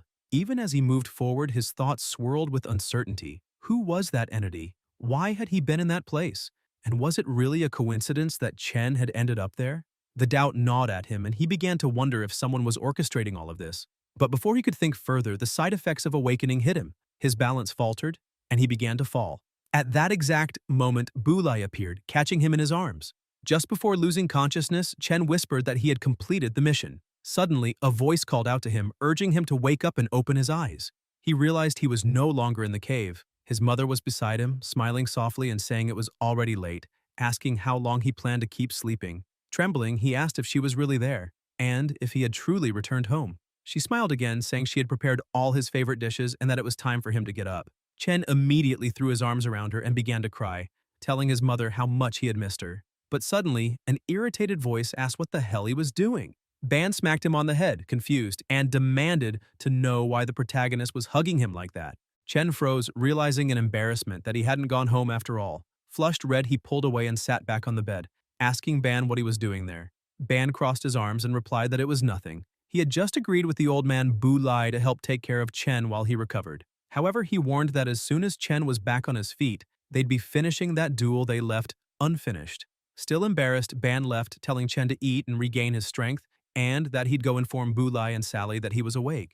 Left alone, Chen sat in silence, confused and trying to figure out whether everything that happened had been just a dream, and how he'd ended up back there since he remembered seeing the old man right before he passed out. He wondered what had happened to Bros and Filoga, but the headache pounding in his skull made it impossible to think straight. At that moment, the system interface appeared before his eyes, notifying him that he still had an unopened treasure chest and unassigned attribute points, urging him to manage them immediately. Chen wondered if the chest was the same one he'd received for defeating the Beast King. Then he remembered the silver key he had earned after defeating Ban and thought maybe he could use it. The system confirmed. To open the chest, the silver key will be consumed. Proceed? Chen answered yes. Use successful. The mysterious chest is being opened. Calculating current experience. 135,000. Calculating obtained items. A rapid stream of notifications filled his vision. Obtained Centurion boots. Obtained Depraved Knight's chestplate. Obtained Mithril chestplate. Obtained Fine Gladiator's glove. Obtained Gauntlet of the Brutal Tribe. Obtained Arcane Weaver's glove. Obtained Explorer's ring. Obtained Golden Ring of Fortune. And finally, congratulations! You have obtained the legendary Ring of Sunil's Protection. All attributes plus 10. Upon equipping, gain the ability Beast King's Protective Shield. Chen's eyes widened in shock out, but before he could celebrate, another notification appeared. A hidden legendary item has been obtained. Excited, he frowned moments later as he read what it was. What? My legendary reward is an egg? Is this thing edible? He muttered in disbelief. Suddenly, the egg began to crack before his eyes. Chen grew excited, thinking it might hatch into some kind of rare beast or powerful familiar. But to his utter astonishment, what emerged from inside was a child. The tiny being smiled brightly, looked up at him, and shouted with joy, "Daddy!" before leaping straight into his arms. Chen froze, nearly having a heart attack, completely unable to comprehend what was happening. His legendary item was calling him Dad. While the child kept screaming, Chen thought it might be better to open the system and find out what she really was, trying to understand if she had any kind of special usefulness. After all, who would receive a child as a reward for opening a chest? The system then informed him that he didn't have enough authority to identify the living being and that it would need to be updated first. After the update, the system returned and announced that the living being had been bound to him. Chen was shocked, wondering if that meant he was really being linked to the child, which would imply having to take care of her and bring her everywhere he went. While he was thinking that, the child suddenly jumped onto his head, calling him Dad again. Startled, he said he wasn't her father and told her to get off his head immediately, but the child, full of energy, kept clinging, jumping, and grabbing onto him while calling him Dad. Losing patience, Chen grabbed her by the leg and firmly said he wasn't her father, adding that he couldn't stay with a child while looking for the God Palace, and that he would ask Sally and the old man to take care of her instead. The child then made a sad expression, and Chen kept watching until she began to cry loudly. He tried to calm her down, placing her on the bed and apologizing, but the crying only grew louder, releasing an aura that became more and more intense. The system appeared with an alert, asking why the protagonist wished to abandon the bound being, informing him that a punishment had been activated with a duration of 30 minutes, and that the countdown would begin immediately. When the timer started at 10, Chen panicked, asking aloud what kind of punishment that was. The child began to emit an even stronger light, and her aura turned dense and oppressive. Chen covered his eyes and asked what was happening until, suddenly, everything went quiet. When he opened his eyes, he realized he had been teleported somewhere else, while the child kept crying. He crouched down, apologized again, and promised he wouldn't abandon her, though he admitted he was just a high school student and didn't know how to take care of a child. While trying to talk to his new child, he heard a noise and looked to the side, seeing several Icefield Raider monsters, all level 40 and of the elite class. Worried, he thought that he couldn't attack properly while holding the child, but realized he had no choice but to fight. The system appeared again, informing him that he must eliminate all monsters within 30 minutes, and that if any remained, a second wave with twice as many enemies would appear. It also warned that if the bound being died, Chen would die as well, and he wouldn't gain any experience from those monsters. Terrified, he barely had time to react before one of the creatures lunged toward the child. Chen grabbed her and quickly leapt back, realizing that he truly had no choice but to fight. He looked into the child's eyes and said that neither of them could die there, asking him to hold on tight. He drew his sword and activated his elemental power while the child, now smiling, hugged him by the neck, calling him Dad. Chen took a deep breath and said it was better to get started right away. Meanwhile, Bu Lei was heading home, commenting that Sally had gone to the city to buy food but hadn't returned yet, which made him worried about Chen's well-being. Ban, standing beside the old man, said that the protagonist was probably fine, since he had always been full of energy, but soon changed the subject, asking if the old man had managed to gather people willing to join the search for the God Palace. Boulay replied that the situation was worse than he imagined. No one wanted to join them. Everyone was afraid because of the lies spread by Hicks and the others, believing that challenging the gods would bring their wrath and destroy the city's peace. Annoyed, Ban said that if they couldn't recruit anyone, they themselves would find the God Palace and leave. The old man, however, kept walking and explained that the monsters outside the city were much stronger than they could handle and that he wouldn't risk the lives of family and friends without a real chance of survival. Boulay then suggested going to check how the protagonist was doing, since he could describe the level of danger outside more precisely. At that moment, Sally appeared running and asked what they were talking about.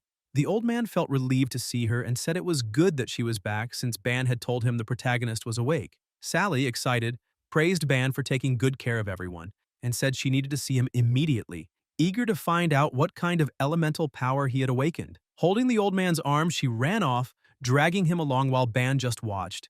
Meanwhile, in the frozen region, the battle was coming to an end.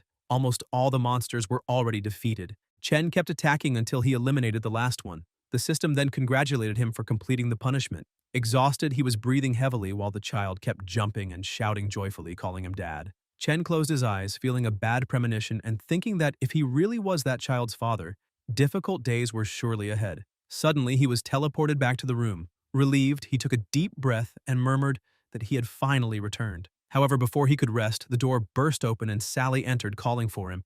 When she saw the child, she was surprised, and the child, in turn, stared at her curiously. Sally quickly approached, picked the little one up, and started playing, charmed by how cute she was, asking where she had come from. Chen replied that the little one had come out of an egg. Laughing, Sally told him to stop joking since she had never heard of a child being born from an egg. Chen, on the other hand, thought that it didn't make much logical sense either, but he couldn't send her away or leave her with anyone, which only made things more complicated. Soon after, Boulay and Bon arrived. The old man asked why there was so much noise, saying he could hear the shouting from far away. Sally lifted the child and excitedly explained that Chen had brought her from somewhere, asking if she wasn't adorable.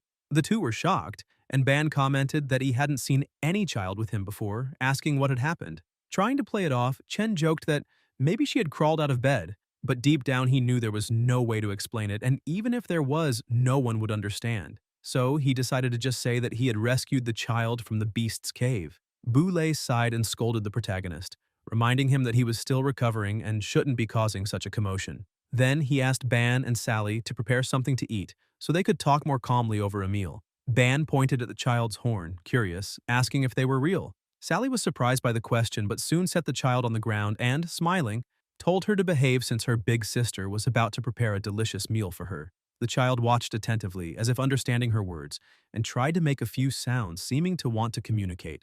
Outside as they walked, Ban asked Sally if she had ever thought about being his girlfriend. Without hesitation, she refused, saying she wasn't interested.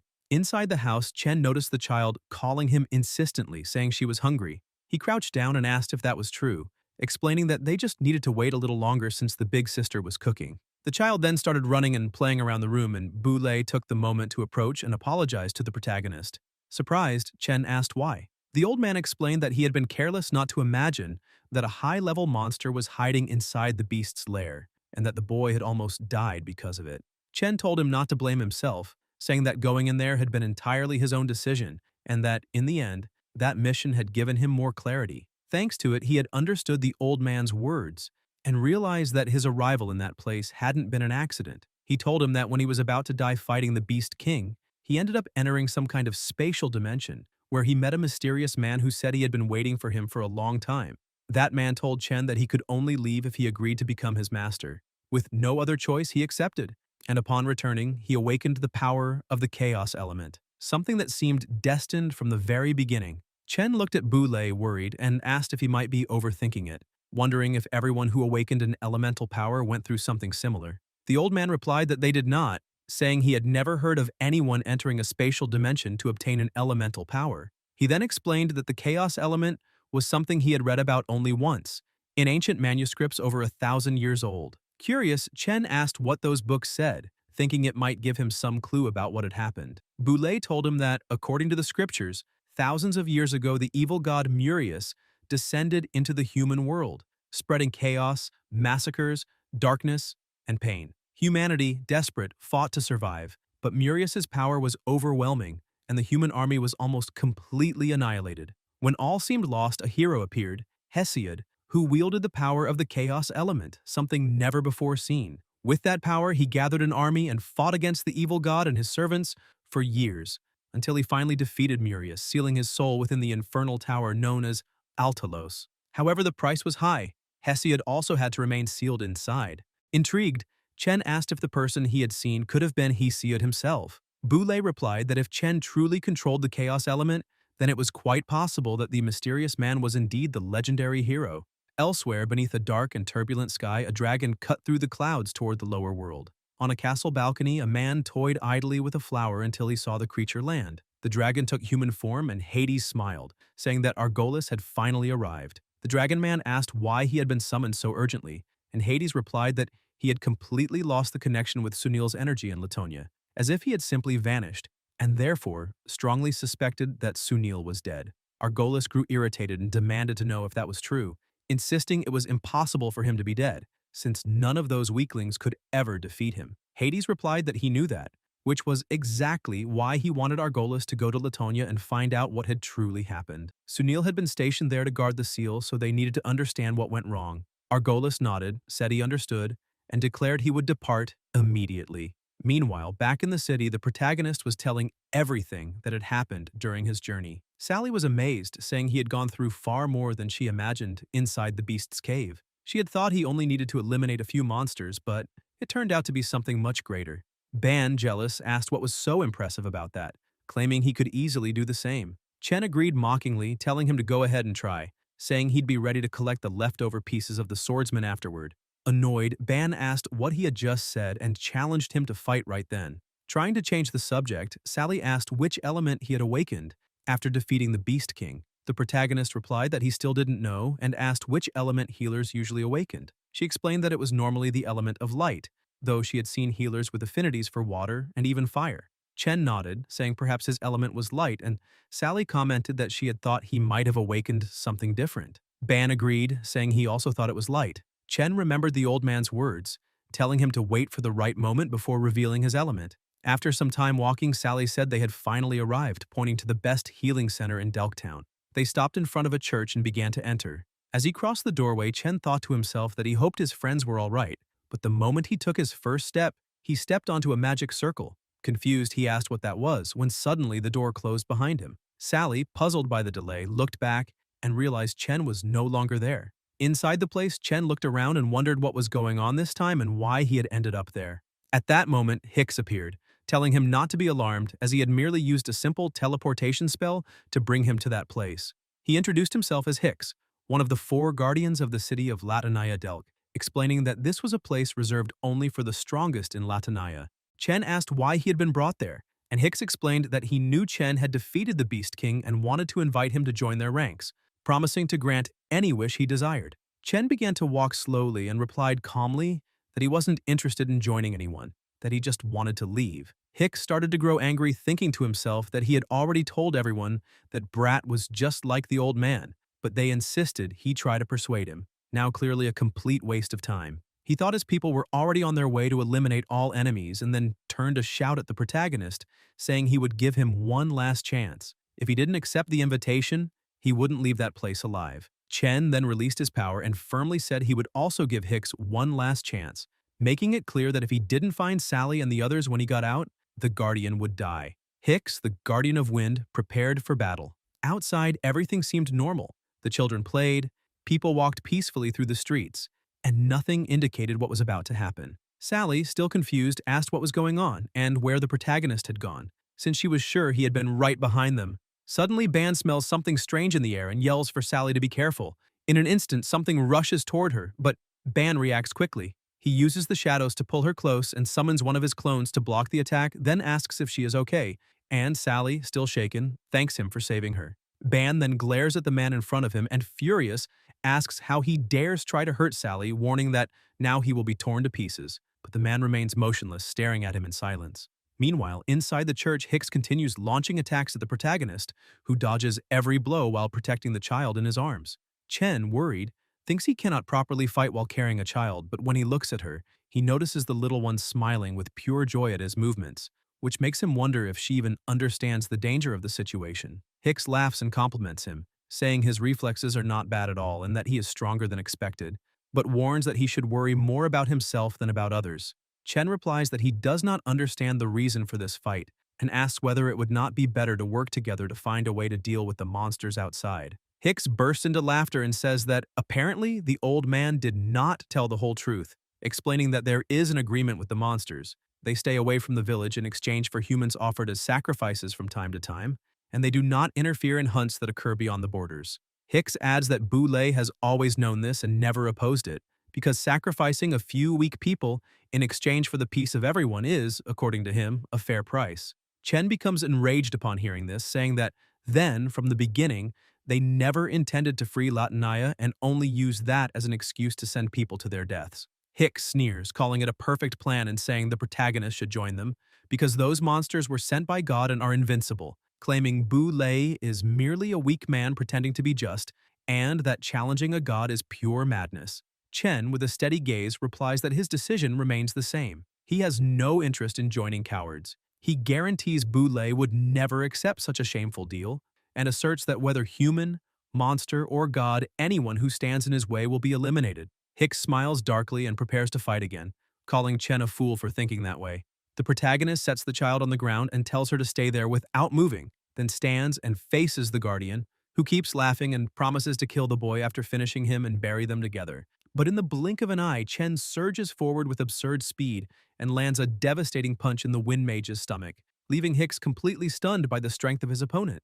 People start running in fear, shouting that someone is fighting over there. Suddenly, an explosion goes off. Sally was using her flames to try to contain the enemy, but he dodged with ease. Ban also tried to strike him from behind, but the man managed to turn around and block the attack. Ban uses the opening and yells at Sally to throw it now. She positions herself behind the opponent and unleashes hellfire, causing another explosion in that spot. As the dust begins to settle, a hole had been blasted into the ground. Breathing heavily, she just stands there staring at it. Suddenly, the protagonist arrives, landing a kick on that guy. The two stop, facing each other. Chen points his finger, saying that no matter what kind of deal they have, if they ever try to touch his friends again, he will destroy them all. The attacker keeps looking and realizes the protagonist's gaze doesn't lie. He really is willing to destroy everything over this. The man decides to leave. Startled, Sally asks what's going on and where the protagonist went. He says he will explain later, but they need to go back immediately because the old man might be in trouble. Meanwhile, inside his house, Boulay was looking at ancient books, saying that if the element the protagonist truly awakened is chaos, then, according to the prophecy in that book, demons and gods will soon descend, and the entire world will be drowned in endless darkness. The only person who understood the element of chaos can save them. Suddenly, the three open the door and walk in. Sally calls for her grandfather, worried, but he simply closes the book and looks at them, asking if they have already seen the friends. Hicks, Lucius, Sarkia, and the Palazes, the strongest mages on Earth, door up. They were the first to arrive there a few hundred years ago. That city was founded by them. Back then, Latanya was worse than hell. People who arrived there not only had to hide from monsters, but also faced other humans who killed each other for food. Those who couldn't find food started eating the corpses of their companions, and some even used their children as currency for food. When people were in despair, Dorup saved them and brought everyone to that city. He gave seeds to the people, taught everyone how to farm and establish a civil society with a system. However, the idea of leaving Latanya was considered taboo, and if they angered the monsters outside, the entire village would be in danger. Chen questions Boulay, asking why he didn't tell him that the peace of that city was bought with the lives of innocents. Ban is surprised and asks what the protagonist is talking about. Chen says that the city made a deal with the monsters and sends innocent people as offerings in exchange for a completely filthy peace. He asks once again if the old man didn't know that. Boulay remains silent, but the protagonist keeps pressing, asking why he didn't tell the truth from the beginning, if he's just like the others and feels no guilt for treating the lives of innocent people as merchandise. Sally yells at him, saying her grandfather is not that kind of person because he is one of the 12 heroes. The old man interrupts his granddaughter, saying it's fine because the protagonist is right. He really did agree to those criminal acts. Everyone is shocked. Boulay continues speaking and asks Chen to imagine what he would do if his loved ones were on one side and those innocent strangers on the other. The old man stresses that he did what anyone would have done. He chose to protect his loved ones, and as for those innocent people, he's not arrogant enough to abandon those he loves for someone he doesn't even know. The old man admits he truly doesn't know if it was the right choice, but at that time, they used Sally and Ban's lives to keep him under control. If he tried to break the balance in any way, they would have killed the two right in front of him. That's why he is willing to sacrifice his own life to defend justice, but he could not live with himself if he let those two die. The old man begins trembling and lowers his head, saying that Sally and Ban are the most important people in his life, and that to ensure their survival, he had no choice but to accept that agreement. He emphasizes that if it were just his own life, even if he had to face everyone, he would not have allowed that filthy trade to happen because he is not a coward, and he is not afraid of dying. The protagonist interrupts him, saying that if he were strong enough to protect his loved ones and those innocent people, then he wouldn't have needed to choose that way, words that leave the old man stunned. Chen continues, stating that Boulay only accepted the deal because he cannot defeat the four guardians and protect his family at the same time. Ban gets angry, accusing Chen of disrespecting the old man and warning him to be careful or he might get stabbed if he keeps talking like that. Sally also gets irritated and says it's not like that because even if the protagonist is strong, there will always be someone stronger. That doesn't prove the old man is weak. Chen interrupts everyone, looks at Boulay and asks what he would choose if he had to pick between Sally and Ban. Everyone falls silent. The protagonist adds that this is just his point of view and if he offended anyone, he apologizes. Boulay replies that he doesn't need to apologize. In fact, the one who should be grateful is him, because Boulay had already accepted staying there forever until the protagonist appeared and rekindled his desire to leave that place. He emphasizes that Sally and Ban are already adults, and so he must allow them to make their own choices, making it clear that if they don't want to take the risk, he will prepare everything right there to protect them. Sally declares that no matter where her grandfather chooses to go, she will always follow him. Ban states that no matter what the old man plans, he will always stay by Sally's side to protect her. Chen stands up and says, "It seems the time has come to fight back, that they will fight for the innocent residents who are gone and for those who still live, for their loved ones, and for freedom. That's why they will fight together." Boulay is moved and immediately gets up, saying that if they want to leave the city, they must first defeat all four guardians. The Wind Mage Hicks is the weakest, but defeating the other three, Lucius, Sarkia, and the combat specialist Dorop, will be the greatest challenge. From what he understands, they will come after them as soon as Hicks recovers. So their time is extremely limited. If they can't beat the Guardians, trying to find the Palace of the Gods will be suicide. The old man says that the three need to surpass their limits here and now, because from this point on, whether they survive or not will depend solely on their strength. The protagonist thinks that maybe it really has to be this way, since very few people could survive his true, complete master. Suddenly, he receives a system notification, a message from Bursting Sweetheart X100. Surprised and confused, he wonders what is going on and whether he really received a message from May. Still suspicious, he opens the message, thinking that maybe he can communicate with the outside world now. When he opens it, he reads, "Chen Zile, are you online? I'm near the gate of the Floresas Church in the newbie village. Come quickly or I'll get mad. Hey, Chen Zili, why are you ignoring me? I've waited for you for a long time. If you keep ignoring me, I'll get mad. If you keep ignoring me, I'll teach you a lesson at school. I already finished my quests and logged out. I sent you a message on WeChat and you still didn't reply. Don't pretend to be offline, just wait. I'll make you pay at school. Chen Zili, why didn't you go to school today? Did you get addicted to gaming? If you don't answer, I'll call the police to your house to find you. Today, Xu Yuzhe and Zhao Feng also didn't come to school, and I don't know why, but the police showed up in our classroom. Do you know what happened? Chen Churile, today a bald uncle came here and said, you and your mother are moving to another city. Why didn't you tell me? Is it because I keep pestering you to help me with homework? Are you mad at me? If you hate me, you could just ignore me, but don't leave. The truth is, I like being with you. If you see my message, please answer. Signed, Xiao Mei. After reading all that, the protagonist is confused, asking himself if the game is showing that he is still online, and why his mother would be moving if he doesn't even know who that bald uncle is. He doesn't remember any man like that among her friends. Suddenly he gets scared, thinking something must be happening in the real world and that maybe because his consciousness is stuck inside the game, his physical body has entered a vegetative state. He keeps staring at the messages as he gets lost in thought, imagining whether his mother intends to sell the house and move to another city for some reason, but soon realizes that makes no sense since the best hospital in the country is in City B, and, with the wealth she has, she wouldn't need to sell anything. These thoughts begin tormenting him, and he yells, asking what the hell is happening and how he is supposed to find out the truth. At that moment, a child picks a flower and approaches, calling him dad and trying to hand it to him. But the protagonist reacts aggressively, saying he doesn't want to see anything or anyone right now, pushing the child and knocking him to the ground, telling him to go play alone. The child lies still and suddenly, with glowing eyes, screams that, yes, he is his father, a bad father, and that it is true. Hearing that, Chen panics and apologizes, begging the child not to cry, but it's useless.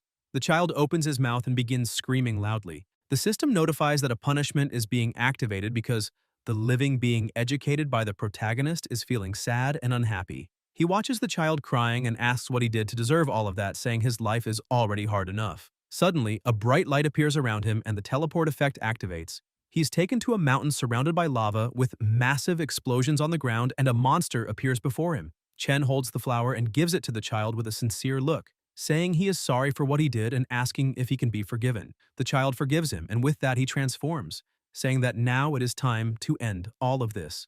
Meanwhile, in a house, Bros looks out the window deep in thought, unable to believe that Boulay is also there, and wondering why he asked them to hide the details of that fight.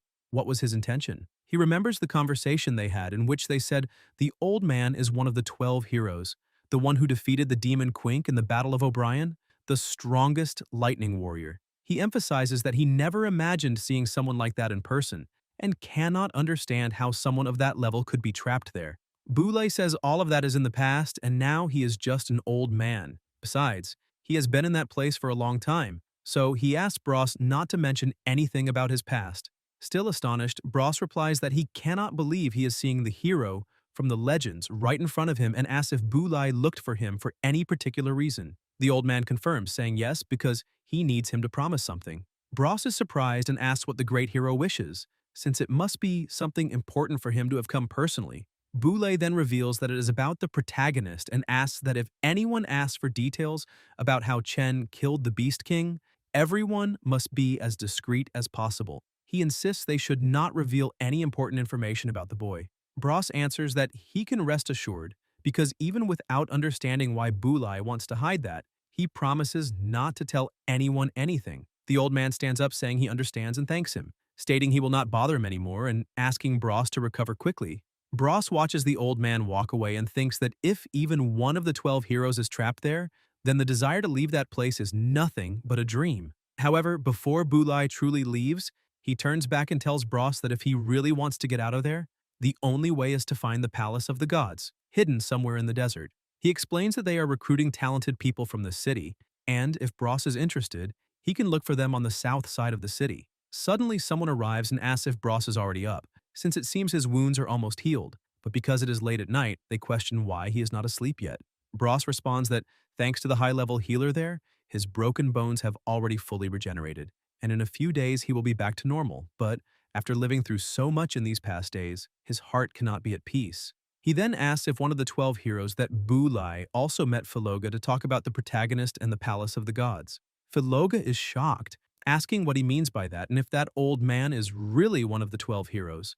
Bros confirms, saying that since they are both warriors, he recognized the man's portrait on the wall and used it as his goal, and if it weren't for that, he might not have recognized him at all. Philoga is unsettled, saying it cannot be true because the hero who ventured alone into the Black Sea and defeated the terrifying demon Quick in the Battle of O'Brien is also trapped there, and that the title of 12 heroes is not just symbolic, since they are truly the 12 strongest in the world. Every 5 years, the world holds a battle to determine the strongest. All guilds send 5 heroes to fight, and the 12 finalist guilds choose the supreme champion. That is how the 12 heroes were born. That year, the Black Horse and Thunderbird guilds shocked the world when Boulay made everyone remember his name through his own strength. Even though Boulay's Thunderbird guild lost to Chen Butong's Yunze and Azarsk's Phoenix, both won by a small margin, and their 5 heroes had already been 12 heroes in previous tournaments, being much older and more experienced. Even so, the newly formed Thunderbird defeated almost all former 12 heroes with Boulay as the main victor. But shortly afterward, the rising star of the guild disappeared after the Battle of O'Brien. Some say that besides the old man, everyone else died in that battle, and that Boulay went alone to the Black Sea to face the terrifying monster Quick, ending the war. Bros, upon hearing the story, is so shocked that he can barely think, and comments that Chen's abilities are equivalent to those of the heroes. He remembers that back then, Boulay shouted for his companions to be careful, but the enemy attacked quickly, knocking 2 of them down, and Boulay panicked when he saw it. He then looks at the pendant with the photo of Morse and Luna, Sally's parents, and thinks about how he decided to take Sally and leave Latonia.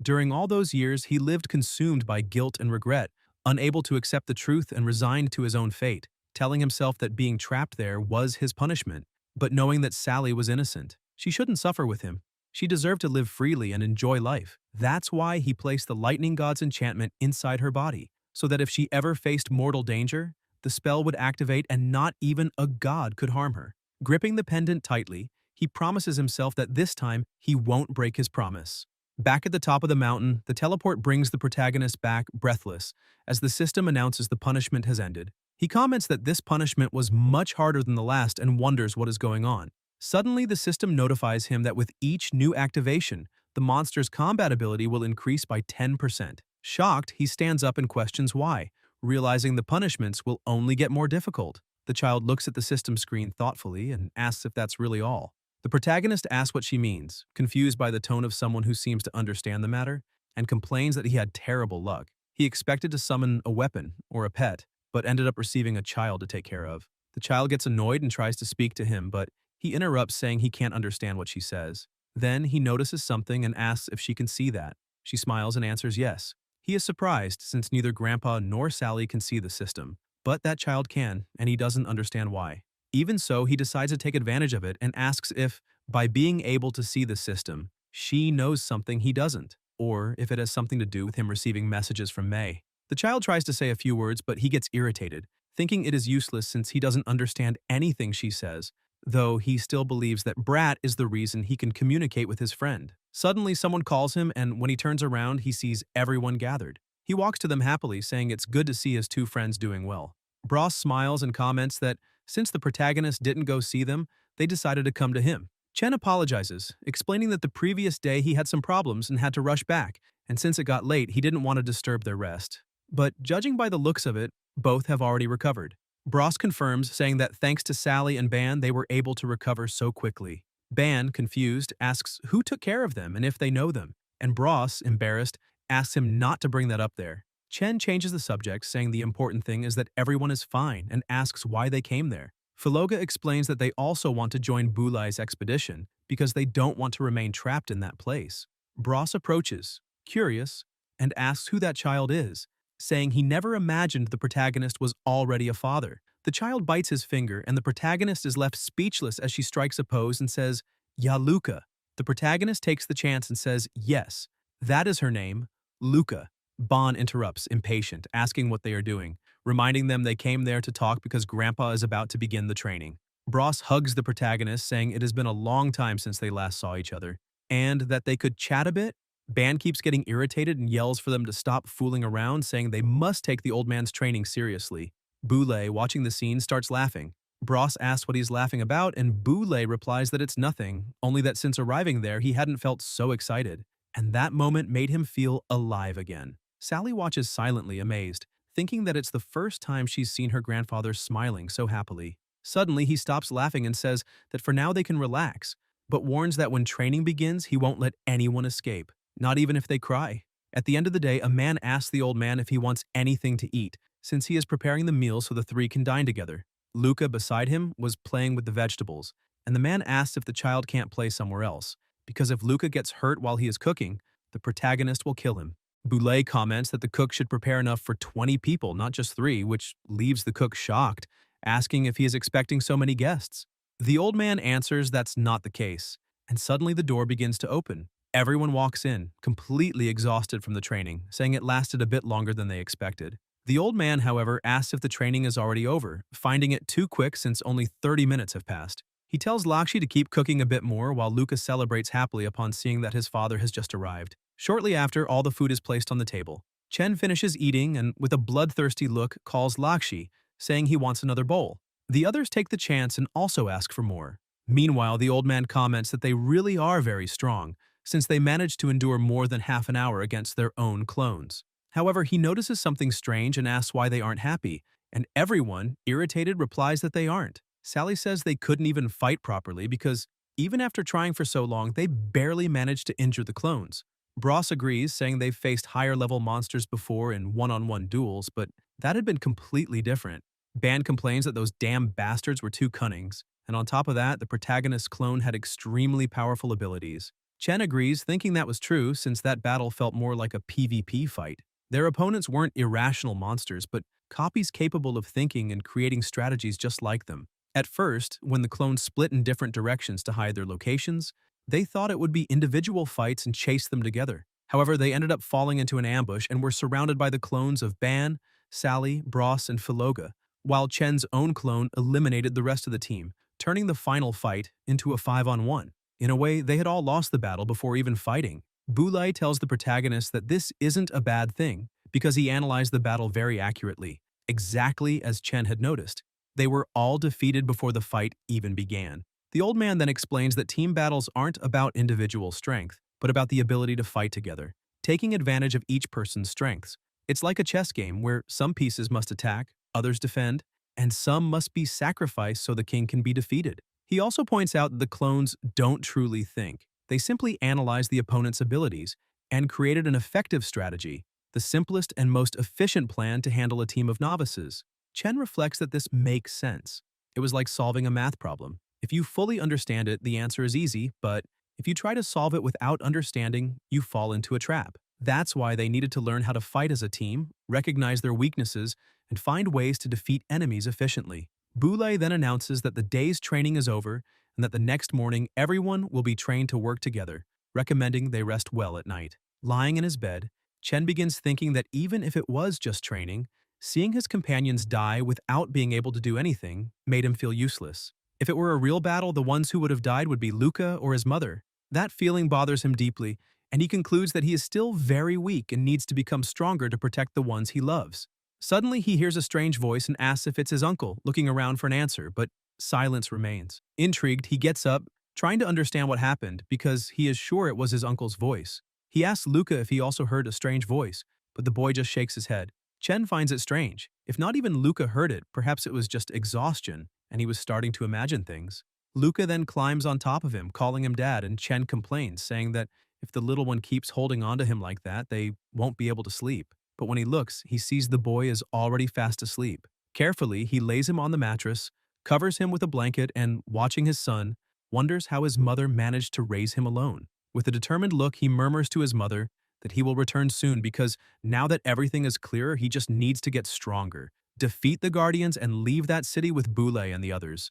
He remembers that even after defeating the Beast King, the strongest enemy he had ever faced, he realized that strength alone isn't enough. Suddenly, his uncle's voice echoes again, saying it's good he understood that so early. Surprised, Chen feels relieved to realize it really was his uncle, but still confused by being once again in another dimension. The man explains that compared to the brainless Beast King, the clones had much more refined combat abilities, but that wasn't all. Chen looks around, trying to understand where he is, and asks what that place is and why he was brought there. His uncle then replies that this is the inner world of Chen's heart and that, ever since he became his master, the uncle has lived there. Chen still doesn't fully understand, and the man approaches, saying that ever since he left that place, he had been too weak and needed time before appearing before him again. Chen says he understands and thanks him for all the help he has given, since it was thanks to him that he managed to defeat the Beast King. Curious, the protagonist asks why the inner world is filled with flowers.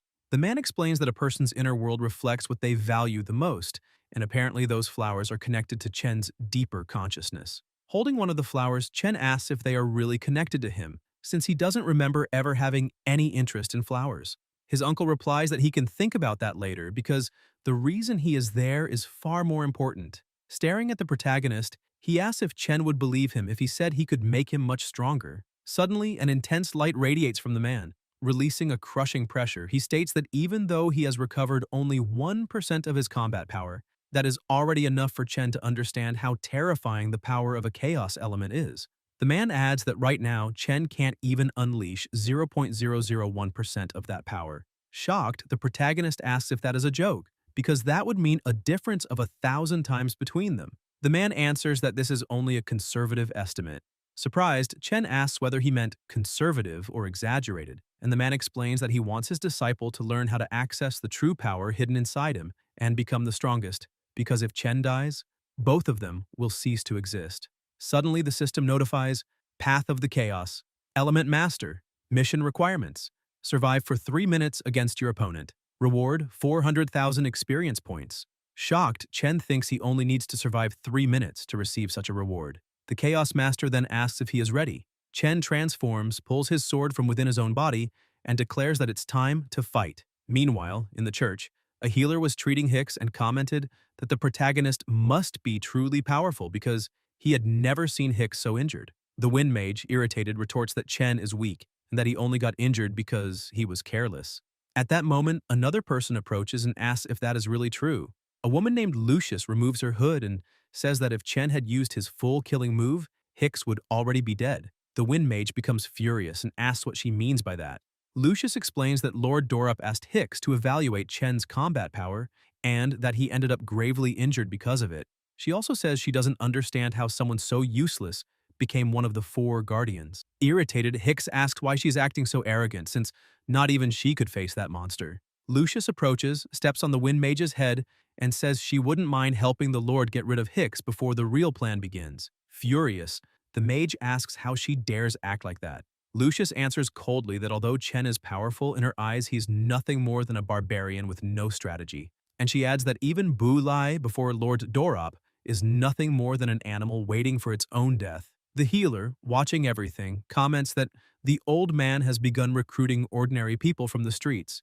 And since he is one of the 12 heroes, the people trust him. But if Lord Dorup intervenes, the entire city will fall into chaos and panic will spread everywhere. Lucius asks what the healer is trying to say, and he simply summons a monster, shocking the other two.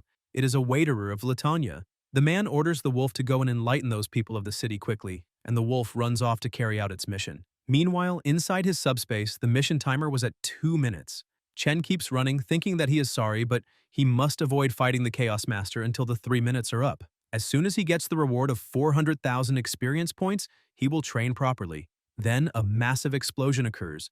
Throwing him far away, he tries to hold on by driving his sword into the ground, and when he looks ahead, he cannot believe it because a massive fissure has opened. He asks how that can be considered training, and wonders if the Chaos Master is trying to kill him, because he had to use the Beast King's protection shield to dodge the attack. Otherwise, he would already be dead. The Chaos Master on the other side of the fissure asks if the protagonist is trying to avoid direct confrontation. He notes that he truly didn't expect the boy to dodge that attack, and apparently he underestimated him. However, he warns that those tactics will no longer work. Chen asks the Chaos Master who is behind him, and the moment the Master turns to look, the protagonist bolts off again, saying he just needs to stall things a little longer to finish the mission. However, he realizes he might be caught again, so he tries asking if they could rest for a bit, promising they can continue fighting as soon as he catches his breath for a few minutes.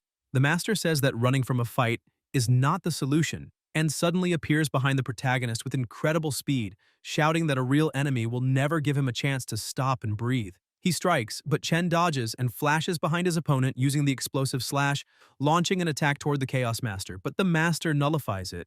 Chen thinks that since the Master attacked physically, he was able to use explosive slash to escape. Meanwhile, the Master is confused, wondering how that boy appeared behind him, since he couldn't see his movements, and it looked like he teleported directly behind him, so maybe. The protagonist stares at his opponent, thinking that his skill has a 5-minute cooldown, and if his uncle attacks now, he might fail the mission. The countdown is at 30 seconds. Chen throws his sword on the ground, says he understands, and once again asks if the Master can let him rest at least a little this time, promising that afterward he will continue training and will not run even a millimeter. The Chaos Master approaches slowly and says, "Fine," but only if the protagonist explains the technique he just used. Chen is confused, wondering if he means his explosive slash, and right then the system notifies that the countdown has ended and the mission is complete. With that, the protagonist receives 400,000 experience points and levels up. Chen begins explaining that those abilities are produced by the system when he levels up, and that using skills is like following a command. He thinks about it and his body moves on its own to execute the technique. He says he used explosive slash to dodge the attack and asks if there's a problem with that. The Master comments that he didn't understand most of what the protagonist said, but he remarks that he thinks he has seen that explosive slash before. Chen is surprised, asking if others have really used that technique. The Chaos Master says the way the protagonist moved felt very familiar, and he begins wondering who he fought that gave him that feeling, but no matter how hard he tries, he can't remember. Chen also starts thinking and recalls that the old man told him about the legend of Hesiod, and that Uncle was the one who gave him the power of the chaos element, so he is likely Hesiod, and if so, maybe he could regain his memories if he learns his own name. Excited about the solution, the protagonist calls the Chaos Master and says he forgot to mention something, but he knows who he is. The Chaos Master is surprised, and Chen continues telling the story, pointing his finger and declaring that the Chaos Master's real name is Hesiod, the one who killed the evil god Murius and saved the world. Chen asks if hearing that helps him remember anything, and Hesiod begins to think about that name. Meanwhile, in the real world, Loxi was sleeping and snoring loudly. Ban wakes up irritated, thinking it's fine that his grandfather brought a beast man back to the village, but he can't understand why he made that monster sleep beside him. He gets up annoyed, saying he can't stand the noise anymore, but then he smells something and becomes terrified, asking what that smell is. When he looks forward and realizes what it is, he dodges the first attack just in time as the bed is completely destroyed. The Beastman wakes up confused, asking what is going on. In front of them was Waderer. Laxi starts getting up, complaining that he is in pain and asking what is going on since the house is heavily damaged. He looks around and asks where Ban is, wondering if he is under the debris and calling for him without getting an answer, which makes him panic, thinking Ban might have been crushed to death. Suddenly, a rock hits his face and the Beastman becomes furious, yelling who the hell is throwing things around at midnight, because whoever it is must be begging to die. But when he looks forward, he realizes a fight is happening right in front of them. Ban manages to dodge an attack and tries to counterattack, but is instantly disarmed, and he thinks he is not mistaken. Consumed by rage and memories flooding his mind, he begins losing control, saying that this is the demon beast that killed his parents, and that he will never forget that smell, even if the monster turns to ashes. He unleashes all his power, saying he worked hard all those years just to one day find it and finally end everything by ripping off its head. But he never imagined the creature would come to him. Loxi shouts asking if Ban is alright and why there is a demon beast there. Vengeance had already taken over Ban's mind, and he looks back, ordering the beast man to get out of there immediately. He begins walking slowly toward the monster, saying that today he will tear it apart piece by piece, rip out every bone one by one, and then spill its blood over his parents' grave. He takes a deep breath and charges forward with everything he has, screaming for the monster to die. Meanwhile, outside, the three of them watch everything. Lucius comments that this is very interesting. Hicks says that only those people being attacked in the whole city seems far too specific, and the healer states that the Wind Mage is right, which is why he already summoned other demon beasts into the village. And when the time comes, they only need to lure Bulai out, because Lord Dorup will personally kill him. He orders Hicks to go deal with the other rookies, saying that this time he cannot fail. Lucius gets excited, saying he can leave that new healer to her, since she hopes he lasts for a while. It wouldn't be fun if he died too quickly. Laxi runs as fast as he can toward the old man's house, begging for help and saying the situation is bad because there is a demon beast in their house. Bulai opens the door asking what is happening, and the beast man, panicking, says, Ban is fighting a demon beast. The old man looks toward the city and realizes it is under attack and, without hesitation, starts releasing his lightning power, ordering the beast man to find the protagonist and tell him to protect Sally. Still inside the subspace, Chen keeps explaining the story, saying that the legends describe the savior Hesiod as someone who can use the power of the chaos element, that he defeated the evil god and sealed him inside the Inferno Tower Altalos, but in the end had to remain there as well. So he believes the Chaos Master really could be Hesiod, and that the place they first met must have been that tower. He asks if Hesiod remembers anything, but the Master says nothing comes to mind, and his thoughts remain blank. The protagonist thinks that in anime and manhwas people regain their memories when they hear their names. The Chaos Master says he truly has no memories of that world and that the name is just a title to him. And even if he is Hesiod, he still cannot recall what happened. However, seeing the technique the protagonist used gave him a familiar sensation for the first time and made him feel slightly connected to that world. Chen stays quiet listening and starts thinking about what is happening to him, why he is there, why he saved Hesiod, why he obtained the chaos element. There are so many mysterious things going on that if his uncle regained his memories, maybe he could answer some of his questions. In the middle of the city, there is complete chaos. Everything in flames because of the attack. Monsters are everywhere and people run as fast as they can, screaming for help. A young girl sits beside her mother lying on the ground, screaming for her to wake up. One of the monsters notices and rushes to attack her, but at the last moment Bulai uses the triple thunder and lands an extremely powerful blow on that monster, throwing it far away. He holds the girl in his arms and asks if she is hurt, and she shakes her head saying no, but suddenly he is surrounded by other monsters, and just as he is about to be hit, another strike comes and takes down all three monsters at once. Bros and Philoga arrive to help. Bros asks what is going on and why the monsters suddenly attack the city. The old man sets the girl down in a corner and explains that the city has a barrier around it, and people guarding it 24 hours a day to prevent monsters from entering, so those creatures should not have been able to reach the center without any commotion. This means those bastards can't wait any longer, and that these monsters are just a distraction, because the real objective is to kill them. The old man stands up and orders the two of them to save all the citizens and take them to his house. Bros asks where he is going, and Bulai replies that he needs to go to the outer area of the city to reseal the barrier. The warrior says that place will be full of monsters and that they will go too, but the old man immediately refuses, saying he doesn't need them because they must stay there to protect the people. He uses the first flash of the royal thunder and shoots off rapidly toward the outer zone. Chen and Lucius finally meet. She says his speed is much higher than the last time they fought. The protagonist is confused, realizing that this woman is the same hooded person who attacked Ban and Sally. He is surprised as he didn't expect the Lucius mentioned by the old man to be a woman. He yells, calling her auntie and asking why she attacked him. The woman gets angry and asks who he is calling auntie. Chen watches everything without understanding why they insist on attacking them. Because if they manage to find the Palace of God, everyone in that city will gain freedom. Yet they keep trying to eliminate them. Lucius states that Lord Dorup invested too much time and effort into building that city, and she will not allow anyone to threaten it. She also says the Palace of God is nothing but a lie, and fighting against the will of God is pure foolishness. Chen grabs his weapon and says he's sorry to inform her, but the Palace of the Gods is real. Besides, he doesn't care who tries to stop him or who tries to hurt his friends. Whether humans, monsters, demons, or gods, he will kill them all. Lucius smiles and draws her sword as well, saying he is arrogant and full of himself, asking if he seriously thinks he's strong just because he defeated that trash wind mage, the weakest of the four guardians. Confident, she declares she is someone as strong as Lord Dorab. She opens her cloak and summons the Shadow Sword Wolf, level 45, a dark assassin summon known for extreme speed and flexibility. As soon as the wolves appear, she orders the demon shadow battle to begin. The wolves charge at the protagonist, who remains still. With a single attack, he destroys every wolf, shocking the woman, who thinks it's impossible. But she quickly uses the 3,000 shadow blades. The protagonist raises the Beast King's shield and blocks all the blades effortlessly, asking if that was truly her strongest attack. Lucius is stunned again, realizing he blocked everything without the slightest struggle and that she underestimated him. Then she begins to float, saying that wasn't her strongest attack. She was only warming up. Suddenly, a colossal wolf appears beneath her feet, and she says she wants to see how long he lasts before her true power. The system appears again. Mission updated. Delk defense. Defeat the enemy leader. City integrity, 67 out of 100. Beast tide. Progress, 1 out of 100. He simply stares at Lucius as the battlefield intensifies. On the outside, the city barrier now had a small opening, and some monsters were managing to cross.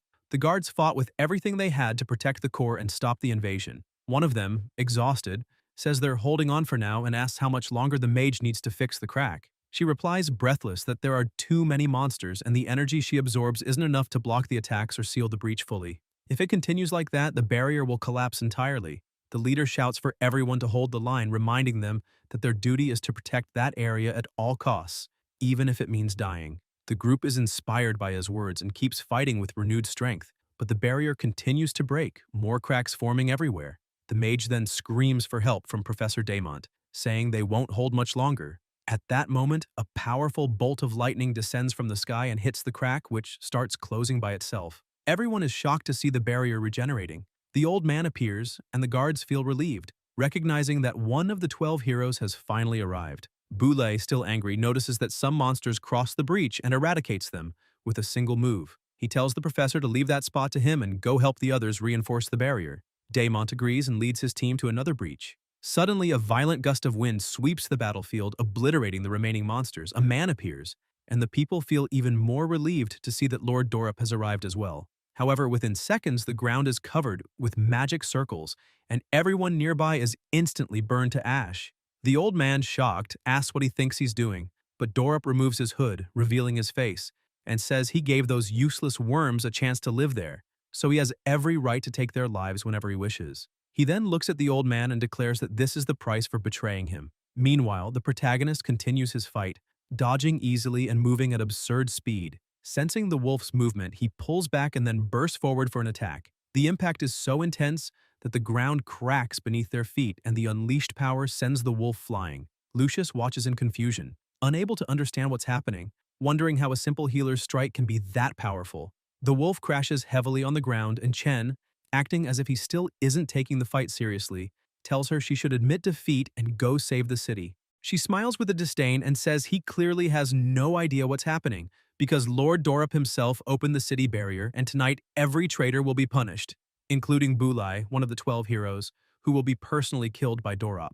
The protagonist, confused, wonders if the old man is really fighting Dorap right now. He looks at his own sword for a few seconds, remembering that Boulay's blade is with him. If Boulay is facing an opponent like Dorap without his weapon, then he's at a huge disadvantage. Because of that, he decides he must defeat Lucius as quickly as possible and rush to help him. Focusing, the protagonist releases even more power and activates the annihilation skill. Lucius begins stepping back, frightened, muttering that this man is getting stronger by the second. Before she can react, the protagonist also activates Blessing, completely vanishing from her sight and appearing right in front of her in an instant. Shocked, the woman tries to counterattack and screams, asking how he got there, but Chen has already swung his sword, unleashing an explosive slash that hits her with devastating force. Breathless and wounded, Lucius asks why he didn't kill her, but he remains silent. With no strength left to continue, she loses consciousness and collapses to the ground. Immediately afterward, the system emits a new notification. Delk Defense Mission Progress updated. Shadow Mage Lucius defeated. Experience obtained added. Item obtained added. Overall mission progress. Beast Tide Advancement 3 of unknown total. City Integrity 53 out of 100. Surrounded by several tornadoes, the battle between the two is about to begin. Dorap moved first, pressuring with wind attacks, but Bulai managed to block the initial blows. Dorap provoked the old man, asking if he really believed he could defeat him, saying the era of the 12 heroes was long gone, and that now he was nothing more than an old relic, while he himself was a true god, watching insects like Bulai die slowly in the end. Even knowing that fight was nearly impossible to win, Bulai didn't retreat and kept resisting the attacks. But Lord Dorap increased his strength even further, creating a devastating storm of winds. The pressure was so great that he believed victory was guaranteed. Meanwhile, Lucius, coughing and trembling, could barely move. She remembered that the protagonist could have killed her easily with that last blow and wondered why he chose to spare her. In the middle of the storm, a sudden flash of light appeared, surprising Dorap. He couldn't avoid the first strike, which hit him square in the stomach, and immediately afterward the second blow hit his face. A flurry of attacks hurled him to the ground, completely destroying a house. The old man gathered a massive amount of lightning energy in his hand and activated the secret art, Thunder Fist. He charged in with everything he had and the resulting explosion was massive, but when he looked at the impact site, he noticed something strange. Dorap was no longer there. He reappeared behind Bulai, laughing, saying it was touching to see an old man far past his prime, trying so hard to protect pests, and that it had been a long time since an opponent made him feel that excited. Raising his hand, he said that, despite that, the old man had no chance of winning, but out of respect, he would let him experience real terror, the true power of a four-element mage. Dorap unleashed his abilities, destroying everything around them, and four elemental monsters appeared at his side, ready to fight. In the middle of the city, Bros and Philoga were eliminating the remaining monsters to protect the citizens. The shadow assassin sheathed his daggers, realizing there were no enemies left nearby. The warrior commented that it looked like the old man had managed to repair the barrier and asked if his companion was all right. Philoga replied yes, but said it was the first time he had seen so many high-level monsters.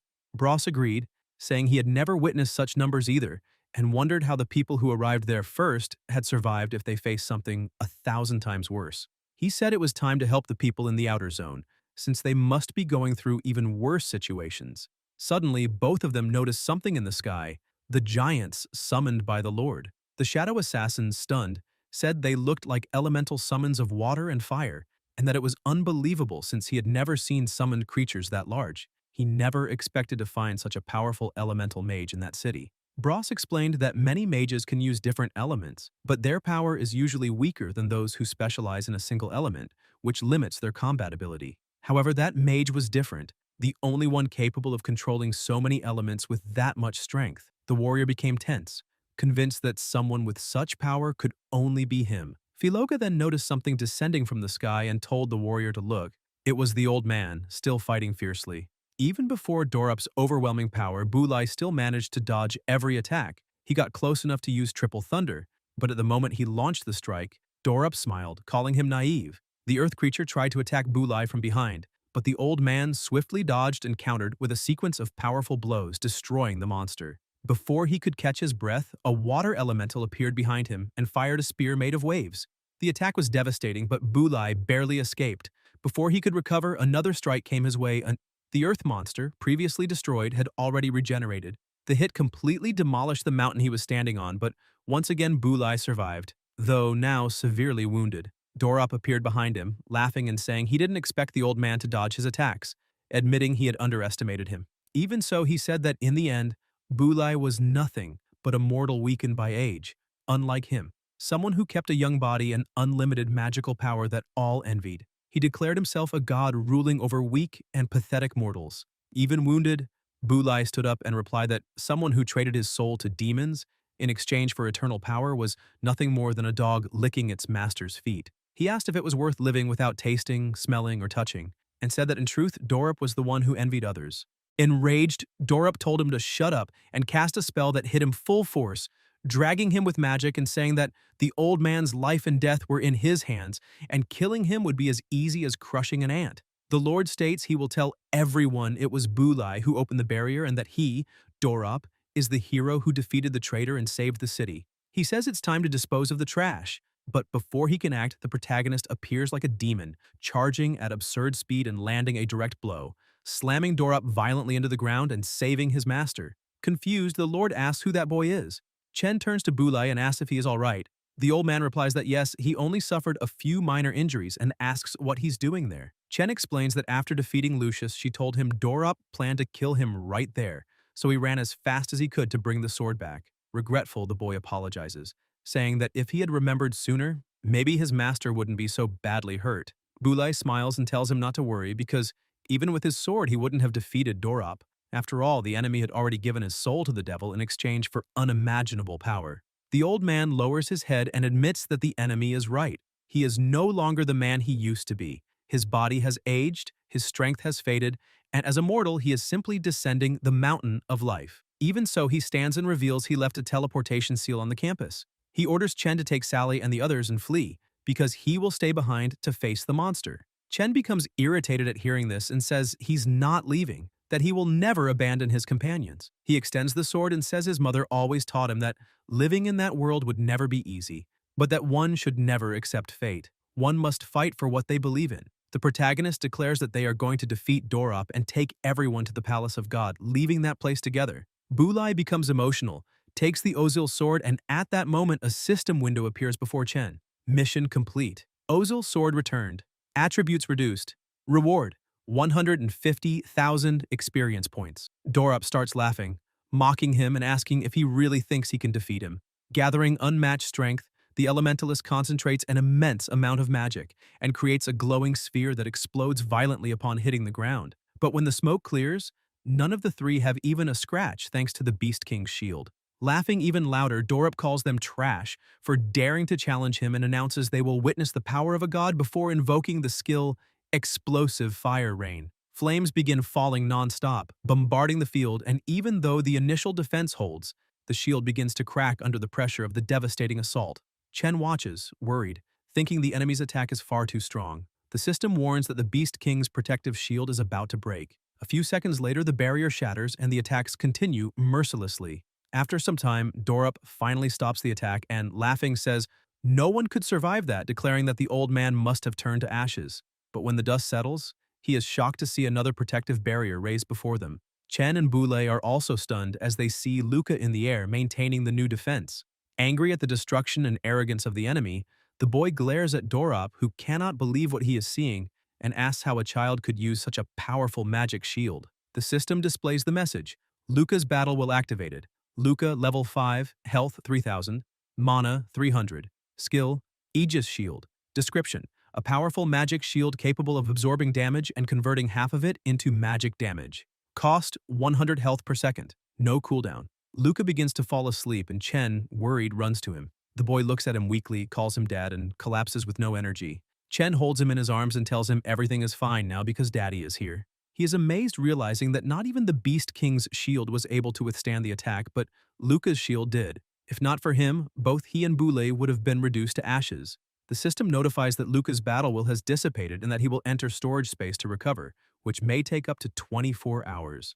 Luca begins to turn into energy, and the protagonist thanks him, wishing him a good night's rest and promising to take care of the rest. The system confirms Luca has been stored. The old Bulai comments that Dorop used too much energy casting so many spells in a row, so he must be in a cooldown period. He says he will draw the enemy's attention so that Chen can get close and use his strongest attack. Bulai charges forward and Chen watches, thinking he wishes he knew Dorop's level because clearly he is stronger than the Beast King. He tries to analyze his status, but nothing appears, which irritates him, reminding him of the time he fought the Dominator. Dorop sees the old man approaching and angrily says he is as irritating as a pest. The two stare at each other. Bulai raises his sword and tears off the bandages wrapped around it, declaring that it is time to settle everything once and for all. A red energy begins pulsing from his body, surrounding him completely. Dorop mocks him, saying this isn't a fight but a one-sided massacre. Bulai simply replies that they will find out. He then charges forward using the second form of lightning charge. Dorop says the old man is nothing but an overrated relic and invokes the power of Earth, raising a massive barrier in front of him. But Bulai slices the wall in half with a single strike. More barriers appear one after another, yet the old man keeps advancing without hesitation, cutting through all of them as if they were paper. Dorop begins casting the fire element and unleashes a sequence of violent attacks, but Bulai charges relentlessly, dodging everything with precision. Two elemental monsters appear to block him, but he destroys them with one blow. Dorop keeps a smirk on his face and tells the old man to conserve his strength, saying he will never truly get close. However, the protagonist suddenly appears beside him and, without hesitation, lands a punch straight to his face, sending the enemy flying. Boulay takes the opening, shouting that this is their chance, and launches forward. He says that even if Dorop sold his soul to a demon and gained immense power, he still has the weak defense of a mage. Concentrating all his energy into the sword, Boulay states that even if he is no longer in his prime, this strike is enough to kill him. Then he unleashes the attack with everything he has. A massive explosion engulfs the sky, hurling Dorop into the ground and triggering another detonation that destroys everything nearby. The energy released is so intense it reaches the clouds, warping the vision of the fighters. Boulay declares that it is over. When the two return to the ground, the protagonist looks at his master and thinks that this is the true power of one of the legendary 12 heroes. The force Boulay released wasn't inferior to Dorop's. It may have even been greater. The old man then comments that the barrier still needs many repairs and suggests they split up to cover more ground. He orders Chen to go west while he goes east where monsters are attacking. Chen agrees and says he can handle it. But before they move, the protagonist feels something strange, as if he is forgetting something important. The feeling grows quickly and he realizes that even after the battle, the system didn't send any victory notification, which can only mean one thing. At that moment, Boulay senses the same presence. Dorop rises, furious, saying he didn't expect that boy to break his control with a single blow. He says that in the end, none of that matters because the power he possesses is far beyond mortal comprehension. The wounds on his body start regenerating instantly, and Chen realizes with horror that the regeneration is identical to the Dominator he faced at the beginning of his journey. Boulay comments that everything now makes sense, because Dorop's power doesn't come from demons, but from the underworld god himself, Hades. Chen looks confused and the old man continues, saying he remembers the man who killed Sally's parents. The power he used was very similar to Dorop's. Back then, Boulay heard Argolis mention the name Hades. He remembers that after Argolis slaughtered everyone on the battlefield, he held Sally's mother and said none of them were the chosen ones, tossing her aside and complaining that he had come there for nothing, and didn't know how to explain it to Lord Hades. Wounded on the ground, Boulay cursed him and shouted that he would kill him, but Argolis ignored him and flew away. Even nearly unconscious, Boulay swore that no matter where that man went, he would one day find him and kill him. Now he says that the power he feels coming from Dorop is the same type of energy as that bastard's, which means there may be a direct connection between him and the reason everyone is trapped in Latonia. Dorop is surprised, admitting he didn't expect the old man to know so much. He says he intended to eliminate him without resorting to his true power, but now he sees that even at his age, Boulay is far more troublesome than he imagined. The Lord asks if they still haven't understood, since no elemental power can hurt him and all physical attacks are useless against him. Dorop says he wanted to give them a painless death, but now he will torture them until they beg to die. Suddenly, the Lord's body becomes wrapped in a strange force and disappears completely.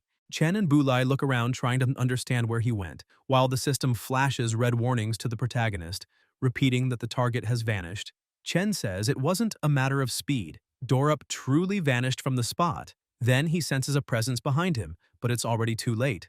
Dorop appears behind Boulay, saying he's right there, and strikes him directly in the back, sending him flying. He then lands several consecutive blows. Chen rushes as fast as he can to help his master, but Dorop uses his abilities to push them apart. Even so, the protagonist recovers and charges for a counterattack. Just as he is about to hit the Lord, Dorop simply disappears again. Chen can't understand what is happening, since his punch passed through the opponent's head as if it were air. Then the Lord reappears, landing a devastating strike on his abdomen and mocking him, asking where he is looking. Dorop laughs and keeps attacking, calling the protagonist a useless existence and saying it's pathetic that he dares challenge him. Countless blows hit him, crushing him with overwhelming pressure until Chen is hurled violently against a boulder. He gets up with difficulty and the system informs him his health is below 10%, asking for immediate recovery. Hurt, Chen thinks that bastard really must have an invisibility skill, and that the previous strike was absurdly powerful. He watches the Lord and concludes that even receiving only a fraction of a god's power has pushed both him and Boulay to the brink of collapse. Then he realizes that is the true power of Hades, the underworld god. Chen becomes furious, wondering if to the gods they are nothing more than insignificant ants.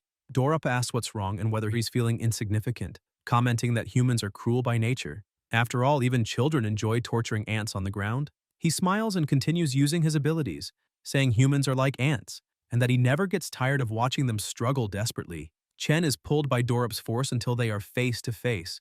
The Lord says he should abandon the dream of saving the world because it is nothing but a joke. However, if he can entertain him a bit longer, he might earn the right to stay alive. While they speak, Bulai approaches from behind and angrily unleashes the Thunder Slash, cursing the enemy as a bastard. But Dorop, far more powerful, disarms him with a single movement, throwing the sword far away and trapping him immediately after. He then says Bulai still hasn't understood. For someone who possesses the power of a god, all elemental attacks are useless. It doesn't matter how strong mortal power is. It is impossible to kill a god, and that is the hopeless reality. Chen begins to wonder if elemental attacks are truly useless against gods, and whether this scenario is really part of the game Cosmo. Meanwhile, Dorop wraps the sword with his power and raises it before the protagonist, saying he had promised one more chance, and that chance had arrived. Laughing, he proposes a cruel game. If Chen kills the old Bulai with his own hands, then everyone can leave alive. Without hesitation, the protagonist refuses. Dorop then changes his tone and says that, in that case, he will have to watch the old man being tortured to death, and his companions will be next. The Lord pulls countless stones and begins crushing Bulai's body slowly, mocking him and asking if Chen can feel the pain the old man is suffering, provoking him to end his suffering quickly. Chen shouts for Dorop to stop, threatening to kill him if he touches Bulai. The Lord simply smiles and says there are only two choices. Either everyone dies, or Chen kills the old man to save the others. Bulai screams in pain and Dorop insists, asking what the choice will be. The protagonist is torn, wondering if there is truly nothing he can do except watch everyone die. He thinks of his son, of the friends he made, and of his mother, remembering that he still hasn't gone back to understand what happened in his house. Doubt consumes him until a voice rises inside his heart. Hesiod laughs, calling Dorop trash and asking how something like that could be considered a god. Surprised, Chen is pulled back into his subspace, the same place where flowers float everywhere. He asks himself if he's really inside his consciousness, unable to believe he ended up there at such a moment. Hesiod asks if he's going to give up, saying it would be shameful if the master he chose died to a worm like Dorop. Chen answers that it's impossible to hurt him, since he possesses the power of a god, and elemental powers were granted by the gods themselves. Hesiod agrees, but asks why would the gods who rule over mortals give them a power capable of killing them? Naturally, common elemental powers cannot affect them. Chen then notices the tone in his voice and asks if he has something up his sleeve. Hesiod smiles and says that if Chen dies, he will also disappear, so he cannot allow them both to be beaten by someone like Dorop. He says the power of the underworld god is truly terrifying, but what matters is that Dorop recognized Chen, and that changes everything. Confused, the protagonist asks if they are really talking about him. Hesiod explains that yes, common elemental powers are useless against gods, but Chen is not an ordinary mortal. The chaos elemental power he received is the only one capable of killing gods, and now it is time to show just how terrifying that power can be. He raises the chaos energy to 3% of its total strength. Outside, Dorop continues laughing and taunting, saying that if Chen has given up, then he will kill them both, starting with the old man. At that moment, the protagonist interrupts him and asks whether the one who should die there isn't actually him. The system warns, Divine Blessing successfully recharged, Holy Strike ready. Chen activates Divine Blessing, and the system announces that all negative effects have been nullified. His speed is increased by 20%, and he will now absorb life with each strike. Dorop laughs even harder, saying the human is entertaining, but will always remain nothing more than an insect before him. He tries to attack, but Chen, eyes firm and unwavering, grabs the blade of Dorop's sword with his bare hands. Dorop freezes in shock, unable to believe what he is seeing, but before he can react, he takes a punch straight to the face. Chen shows no mercy and continues attacking nonstop, blow after blow, crushing Dorop's health completely until he lands a devastating kick that slams him into the ground with terrifying force. At that moment, Hesiod's aura appears behind the protagonist, explaining that if the power of the gods can be compared to fire, then the chaos elemental power is like water, something capable of extinguishing that divine flame. The system reappears, showing several notifications. The skill Elemental Extinction has risen to level 12. Now, the chaos power at that level can injure even enemies who possess the power of a god. When the protagonist enters extinction state, each damaging strike reduces the cooldown time of Divine Blessing and Holy Strike by 15 seconds, and when 10 strikes are accumulated on the same enemy, he will take 20% additional damage from the Chaos Elemental Explosion. Eliminating elite or insane level enemies instantly restores all cooldowns. Hesiod then says the protagonist is now a true Godslayer. The system indicates Extinction active, 20 seconds remaining. Bulai watches from afar, impressed, asking if that is truly the power of the chaos element. The protagonist asks Hesiod why he only released that power now, and he replies after reflecting for a moment, if the enemy had not used divine power, he would never have revealed the god-killing power because it is an absolute taboo. No god would allow such a thing to exist. Now the gods have surely sensed the protagonist's presence with their sharpened senses. Hesiod warns that from this point on they will send the strongest to hunt him, and that future enemies will no longer be mere lackeys, but the true gods themselves. At that moment, a divine voice echoes, "Mission prompt. Due to the full release of the Chaos Elemental power, you have obtained the high-class elixir, Scattered Tears. Mission activated. Chaotic Trials. Requirements. 1. Use Scattered Tears. 2. Use Divine Blessing or Holy Strike twice in battle. 3. Use the God-killing power to annihilate Dorop." Chen tells Hesiod not to worry, declaring that he will get out of there no matter what, even if it means becoming the enemy of the gods. The system displays the item information, Scattered Tears, tears left behind by monsters. Upon use, instantly restores 1,000 health points and 700 mana. All abilities have their cooldowns restored and recovery speed increases by 100%. Attacks regenerate 50 health points per strike for 6 seconds. After use, the Eyes Scattered effect remains active for 1 minute, allowing you to see all hidden units. Chen drinks the elixir, saying that what he needs to do now is kill that bastard. Thinking it's time to end everything, the system warns, extinction active, health restored by 1,000, mana by 800, abilities recharged, Holy Strike, Divine Blessing, extinction cooldown recovery speed increased by 100%. Dorop begins to rise, saying that this cannot be possible because Lord Hades had already taken his soul and removed all his senses, yet he still trembled in pain. He stares intensely at the protagonist, confused, asking what this guy did, because maybe he was the legendary one. Suddenly, he panics when he senses an attack coming his way, tries to dodge, but is thrown backward. The protagonist advances like a true godslayer, using Divine Blessing and Holy Strike. Dorop tries to use his invisibility ability to escape, shifting to the side, but Chen tracks him using only his eyes. The system warns, Eyes Scattered activated, opponent's concealment nullified, target locked. Desperate, Dorop begins to wonder if that man could really see him. The protagonist's attack hits him, and Chen keeps striking non-stop. The system shows 3,600 health deducted, 30 attacks accumulated, explosion damage tripled. Dorop keeps losing health rapidly. The system announces the cooldown of Divine Blessing is complete.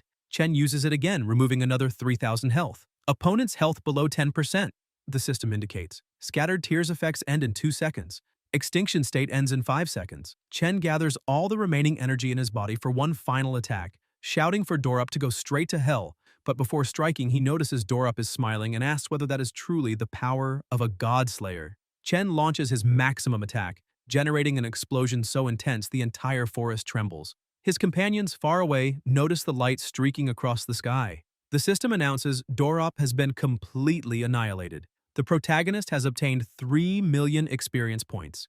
Items acquired, Red Key, Wind Elemental Stone, Ice Armor, Earth Ring. Level up, requirements fulfilled, use of Scattered Tears during battle, use of Divine Blessing twice, and use of the God-slaying power to annihilate Dorop. Mission complete, Chaotic Trials. Additional reward, 1.5 million experience. Item acquired, God Essence. Level up. New features unlocked, Composite Forging System, Illustrated Manual, Map, and Detection. The battle finally ended. Chen returns to his human form and Boulay runs to him asking if he is alright. With a faint smile, he looks at the old man and says he managed to win. Exhausted, he collapses right after. Meanwhile, in the underworld, several souls were trapped in bottles behind the Lord of the Underworld. Suddenly, one of them begins to fade. Hades notices and wonders if Dorop's soul truly disappeared, since he was the guardian of Latonia. With that, he is certain the Godslayer has truly resurfaced. At that moment, Argolis should already be in the middle of the infinite sea. Sailing, he begins complaining that the boat is so slow it's irritating, but it's the only possible way to cross that sea. He asks Cecil how long until they arrive, and she replies they're almost there. Argolis then smiles as he sees the portal that connects the underworld to the other world.